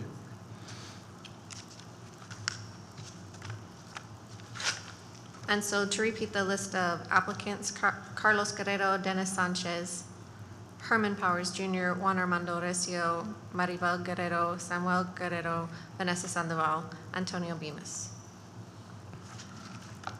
I'll make a motion to appoint Dennis Sanchez. Dennis Sanchez? I'll second it. Motion and a second. Any discussion? No. Those in favor? Aye. Those opposed? I've got grave concern for this board and the way that the agenda item is presented. Wait, let's see. It's which one? Number 12. To appoint 12. or reappoint members to the board. It doesn't say how many, so I would suggest that we replace another one. Does the language allow for that? We did not give notice to the public that we intended to replace anyone, so it could have been better described. We're asking to appoint and reappoint for vacancies, but then again, we didn't. But it doesn't say vacancies. It just says consideration and action on resolution to appoint or reappoint members to the Greater Brownsville Incentives Corporation. So. I'll leave it to your discretion. I don't believe the item says one way or another, but you're correct. It is ambiguous. So if if the best act or the best practice would be, if there are any questions, it would be to table the item, word it properly, and proceed, if there are any issues in that regard. Well, yeah, because there's terms that there's individuals that are appointed for terms that have not yet expired.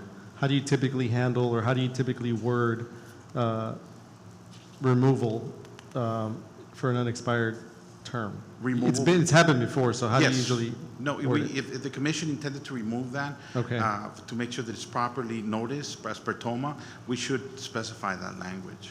And if that is the intent, I think the best process would be to table the item, to give the proper notice, and then proceed as the commission wishes.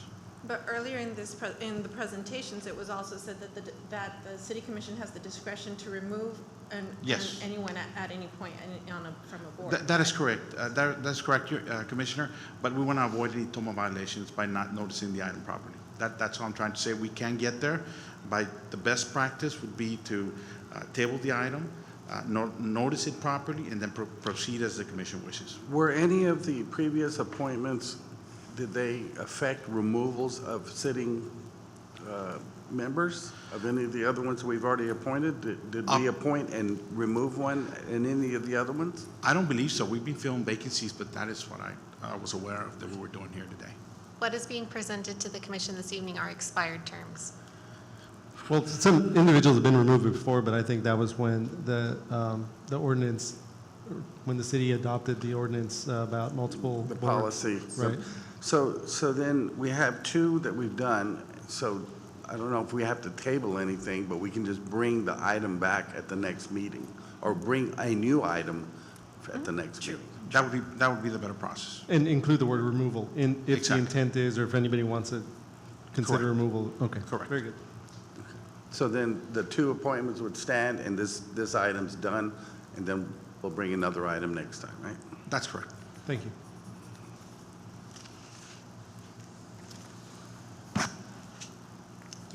Next, we have action item number 13, consideration and action on resolution number 2019-048 to appoint or reappoint members to the Building and Standards. This item was tabled on June the 18th, 2019.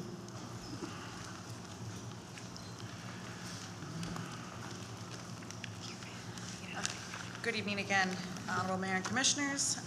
We have one opening for the Building and Standards Commission.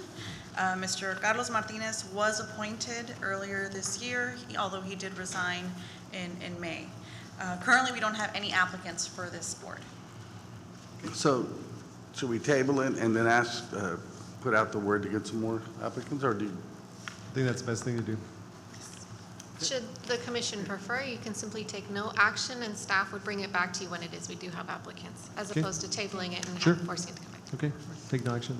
I have a question. What's your process for marketing these positions to the public? Thank you for asking. The work session is intended now to be the foremost means of broadcasting that we have announced that there are vacancies. But additionally, the city's website itself does post vacancies for upcoming boards. Our department also shares any vacancies through social media, and we ask other departments as well to share their vacancies.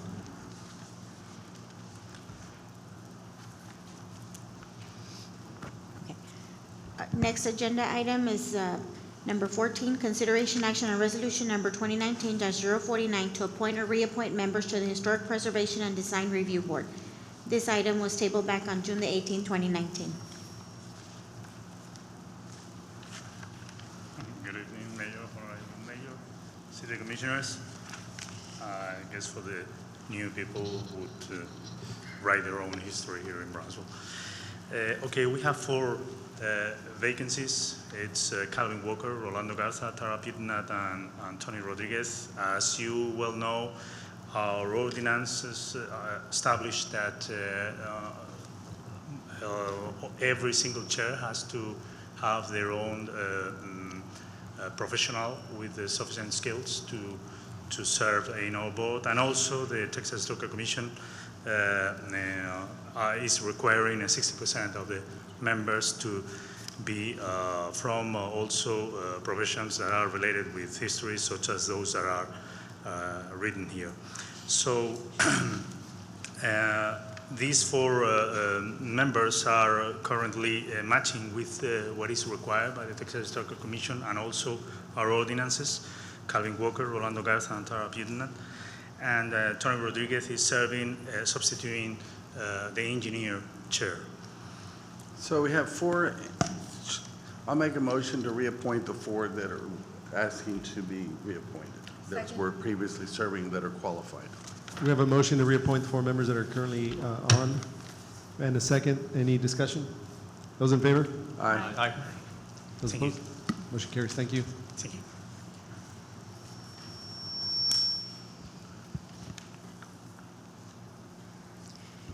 Next, we have agenda item number 15, consideration action on resolution number 2019-050 to appoint or reappoint members to the Parks and Recreation Advisory Board Committee. This item was tabled on June the 18th, 2019. If you wanted to skip to the applicants, we have one reappointment, Ms. Esli Caballos. There were additional applicants.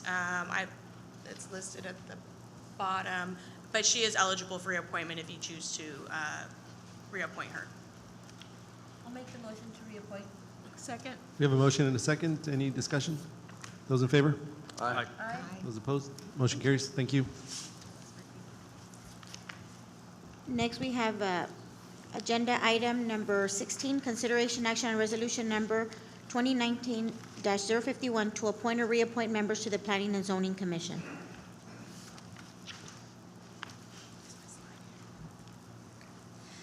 Good evening, Honorable Mayor and Commissioners.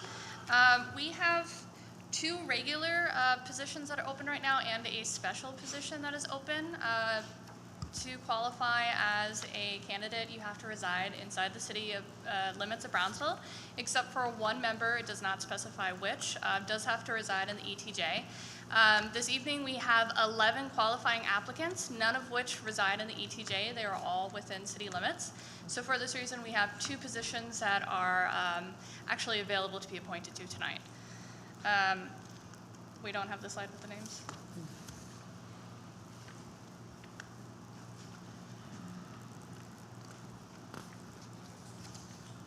No, okay. Okay, I can read them. Okay. Do you have them? The name of applicants? Yes. Perfect. I think there's 11 of them.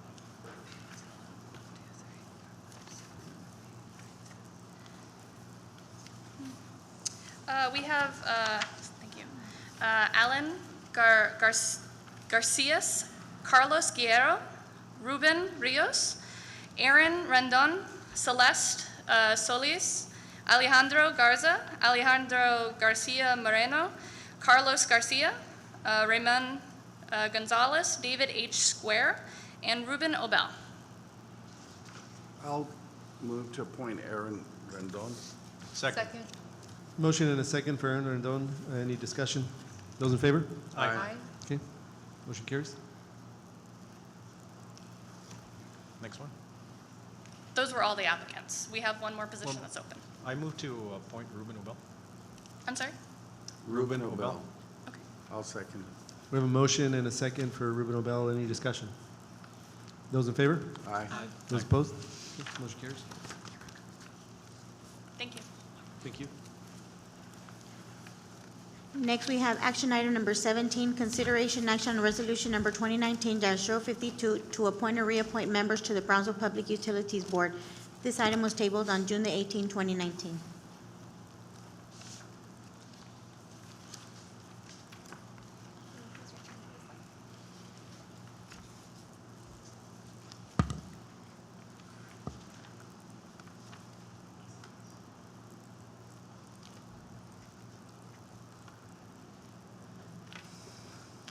Top.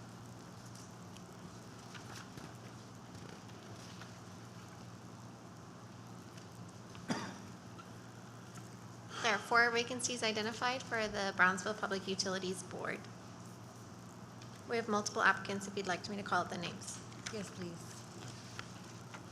Carlos Guerrero, David Betancourt, Herman Powers Jr., Juan Armando Recio, Martin Sarkis, pardon the pronunciation, Rafael Chacon, Samuel Guerrero, Sandra Lopez Langley, Sandra Sainz, Antonio Bemis, Timothy Lopez. I believe some of them are disqualified, right, because they don't live in Brownsville? That Or they're is not correct. paid? Excuse me?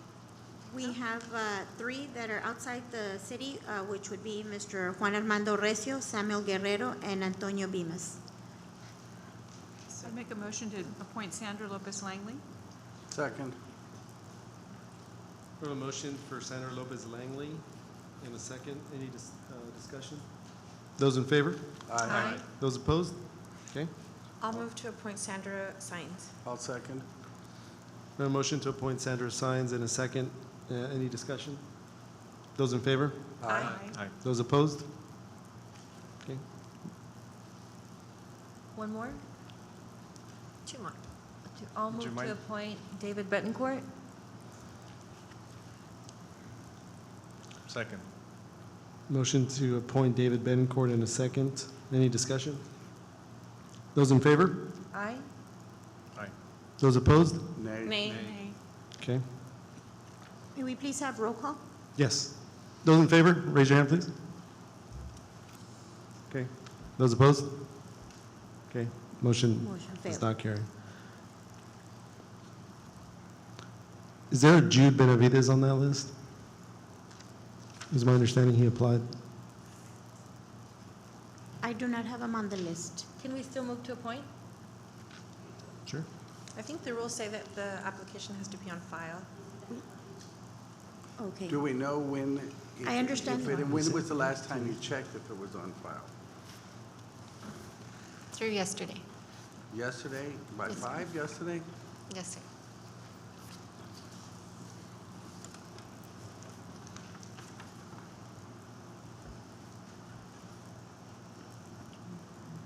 Council, can we appoint without an application on file? I believe we do have an application on file. Okay, I'll make the motion to Previous. appoint Jude Benavides. Second. A motion to appoint Mr. Jude Benavides in a second. Those in favor? Aye. Those opposed? Okay. That's it, right? No, there's one more. Oh, there's one more. Can you read the list again? Sure. Carlos Guerrero, Herman Powers, Martin Sarkis, Rafael Chacon, Sandra Lopez Langley, I'm sorry, she was already appointed, and Timothy Lopez. What was the last one? Timothy Lopez? Timothy Lopez. It's Lopes. Tim Lopes, right? Lopes. Oh, I'm Yeah. sorry. Oops. Can I move again? I'll make a motion to I was appoint gonna Tim do Lopes. Second. Motion and a second for Tim Lopes. Any discussion? Those in favor? Aye. Those opposed? Okay. Lower my rates, please. I think that's your decision. Next, we have agenda item number 18, consideration action on resolution number 2019-053 to reactivate and appoint members to the Border Film Advisory Commission. Mr. DeCoste, should we make 2 motions, one to reactivate and then the appointment? So I would move to reactivate the Film Commission. That would be proper. We have a motion to reactivate in a second. Any discussion? Those in favor? Aye. Those opposed?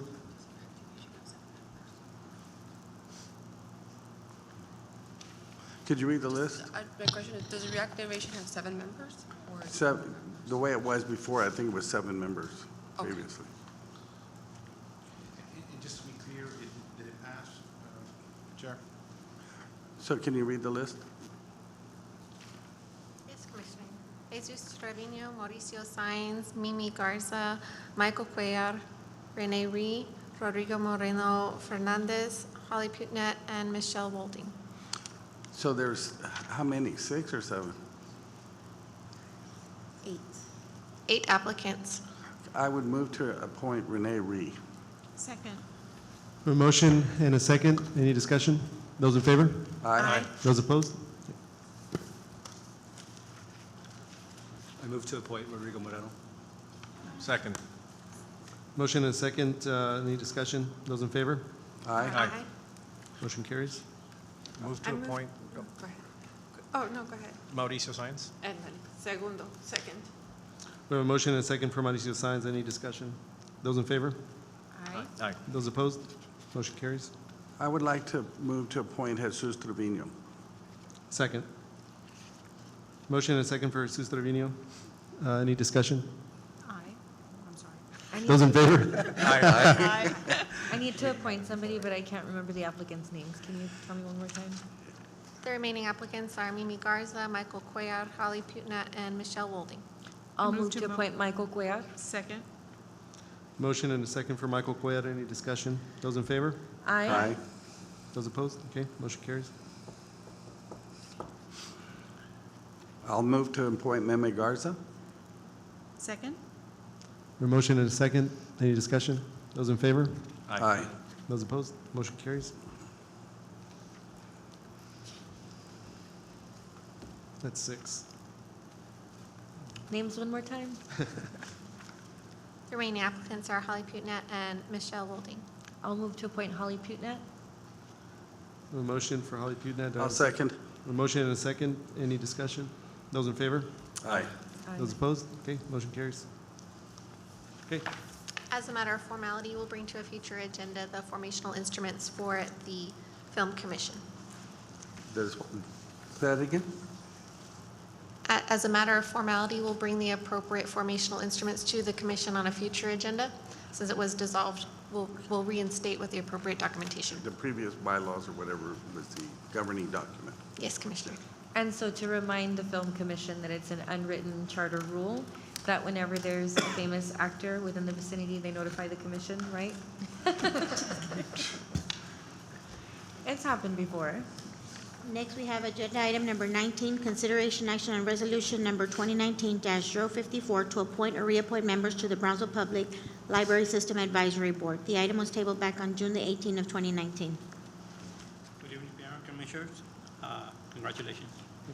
We have 4 vacancies. Ms. Lehman and Ms. Gagnon are current board members that their term expired. And we have 2 other vacancies that Ms. Walker resigned and Ms. Garciana de Peña passed away. We do have 5, but actually we have 4 because one of them, Ms. Jessica Garcia, rescinded her application. She informed me. So we have 4 vacancies and we have 4 applicants on file. The 2 board members that would wish to be reappointed.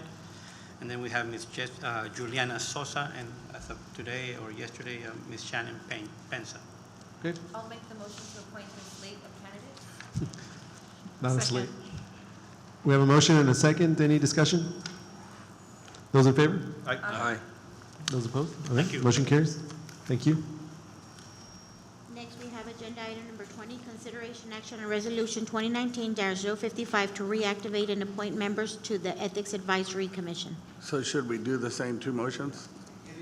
Commissioner, but I'm not aware of the list of possible applicants, and since these are going to be appointed. Individual appointments. Correct.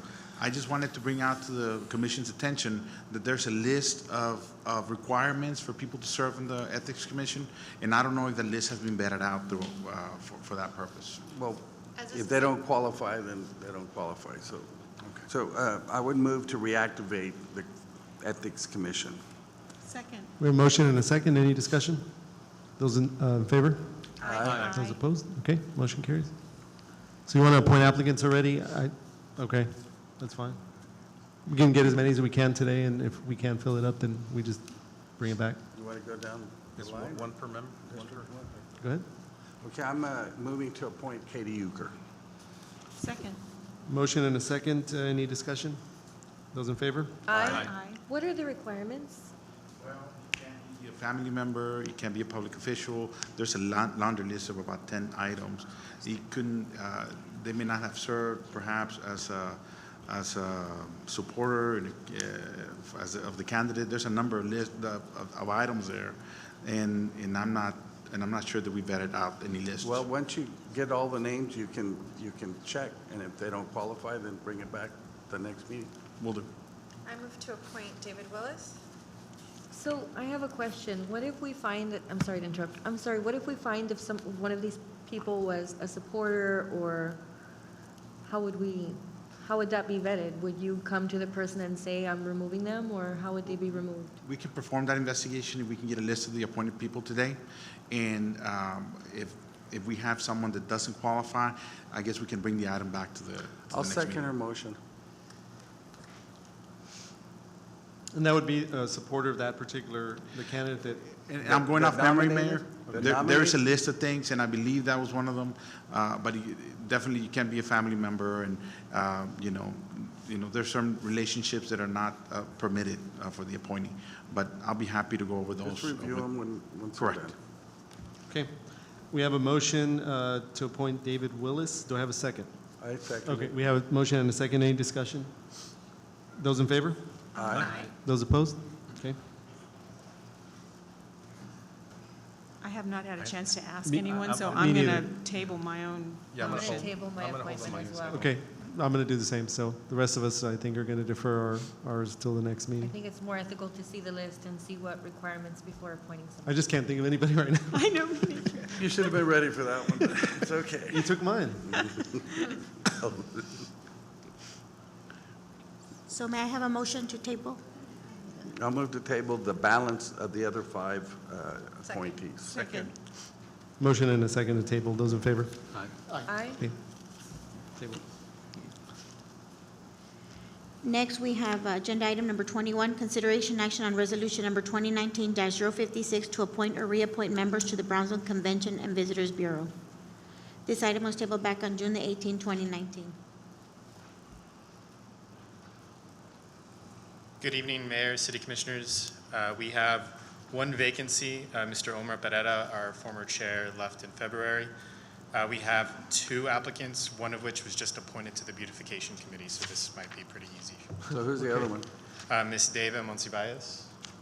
And it said that she worked for, she's a hotel? She's actually a hotelier, which in the bylaws state that we do need at least 2 hoteliers, so she would fill that void. I'll move for her. Second. We have a motion and a second.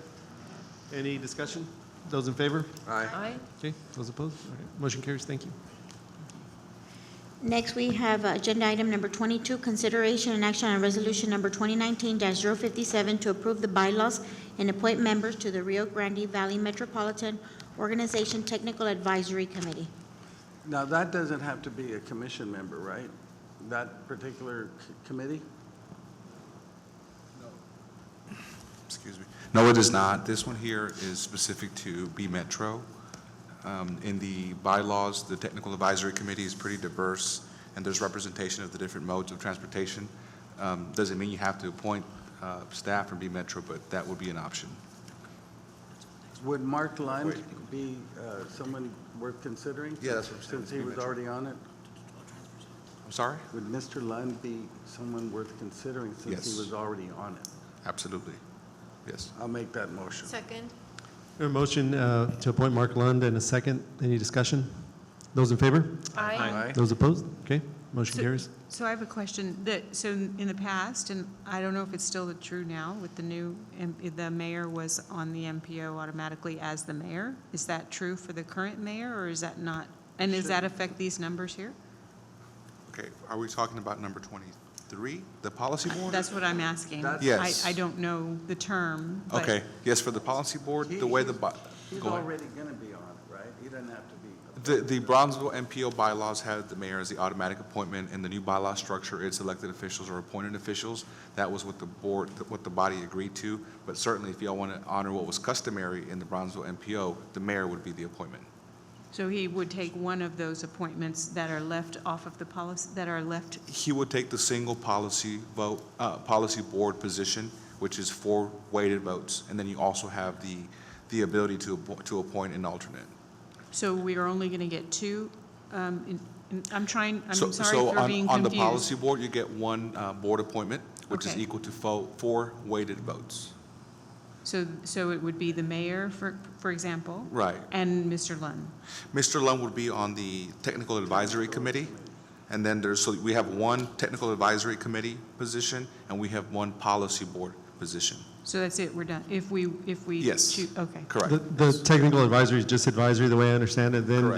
the, what's the other one? The policy board is a voting member. That's the big board, Right. right? That's the Right, board right. that makes the decisions. Isn't yes. he already on it by virtue of being the mayor of Brownsville? No, the way the new bylaws are developed, it would be up to the discretion of the commission. Again, if you want to make it customary, based on how the Brownsville MPO bylaws were structured, it would be the mayer who took the position, yeah. Do any of the other mayors, if you know, were they automatically, or did they also have to be appointed by their? Thus far, we don't know, so we're going to be one of the first entities that appoints, because they were just approved last Wednesday. So far, the chairman of the board is the FAR mayor, vice chair is Judge Trevino. So again, if y'all want to be customary with the Brownsville MPO, the mayor would be the appointment. That's the way I'll we make used that to operate. motion. Second. That's on the next item. Are we on that one? Oh, pardon me. Right now, we're still on item number 22. But we, The one for I'm getting Mr. Mark Lund. hypoglycemic over here. we already. Yeah, we had already moved on from With that Mark one. Lund, we already Okay, voted and let me filled read that. agenda item number 23. Consideration and action on resolution number 2019-058 to appoint members to the Rio Grande Valley Metropolitan Organization Transportation Policy Board. If I may, I think we still have an alternate on 22. We're not complete on that one.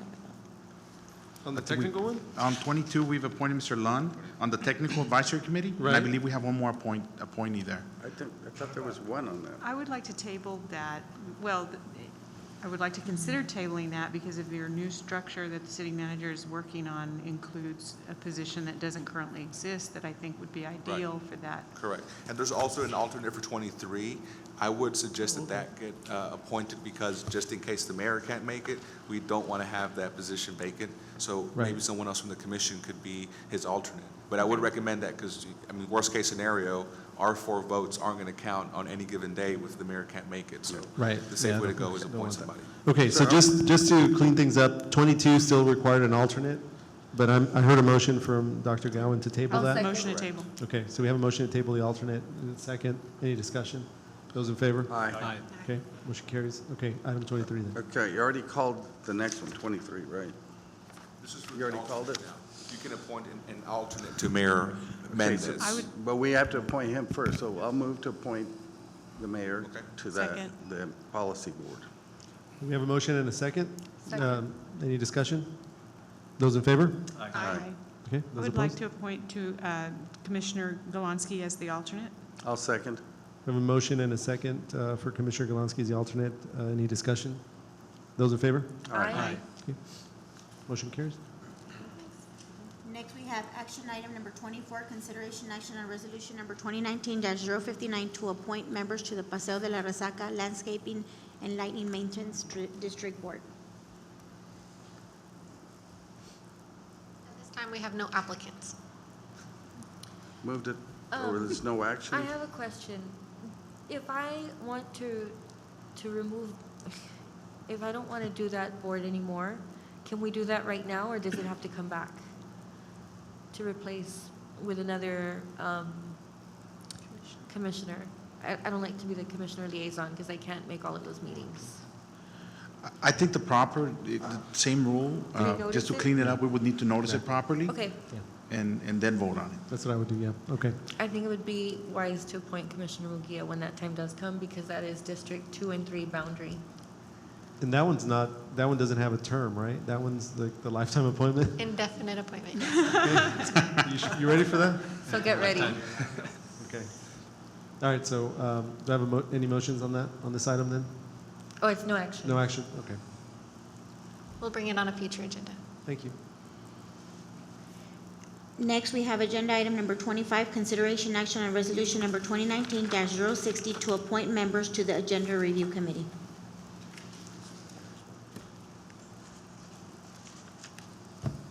Commissioner Neese, this is the board on which it is you clarified for me that the spirit of the intent My would be that recollection, it would be the mayor's appointments. yeah, my recollection was that the commission authorized the committee with the mayor having the authority to appoint the members of the committee. That was my recollection. That's the way it was done last time. Council?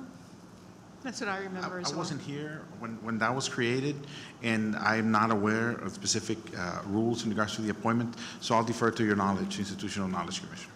We That's what I passed 3 remember. committees at that meeting. I can speak on that, Commissioner Neese, you're correct. And we verified it that it was the mayor who makes the appointment to the Agenda Review Committee. The mayor is the one who makes the appointment for that, and those other committees going on, but the Agenda Review was for the mayor's decision. Okay. And So? You need to do that now? How many appointments is there? 2. Okay. Who's the If you're going to be on it, then there's 2 Right, appointments. 2 more? And presently Commissioner Neese serves. Oh, okay, so Ben's already on there? Okay. But, I mean, you get to appoint whoever you want at this point, so. Okay. I don't mind continuing serving, but I'll let that be known. But it's one more besides, if Commissioner Nee stays, then it's one more. Yes, Mayor. Okay. Is there anybody that wants to do this? I mean, I can appoint somebody, but is there anybody that actually wants to look at this?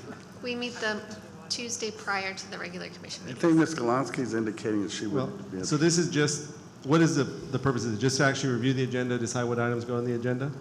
That's it? So it's like an I don't executive think they committee? get to decide what items go on. Or, I mean, what, We discussed the agenda a week prior to the meeting, but there's still this issue about the Friday afternoon surprise agenda items, so we need There's to room for address it. improvement there, but the spirit of it is that the staff proposes the agenda.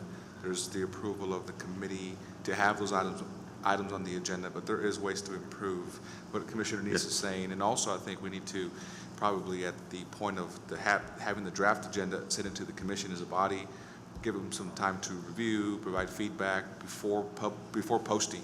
But we can talk about the details, but that is the spirit of the committee, to be a check and balance to the proposed staff agenda. okay, who's the senior member then? Commissioner Gowan, is that you? I would have a hard time making Okay. that time. Okay. I'll do it. Commissioner Tetchell, then I'll nominate Commissioner Tetchell. Thank you. Okay, that's it. Move to adjourn. Second. Stand adjourned, thank you.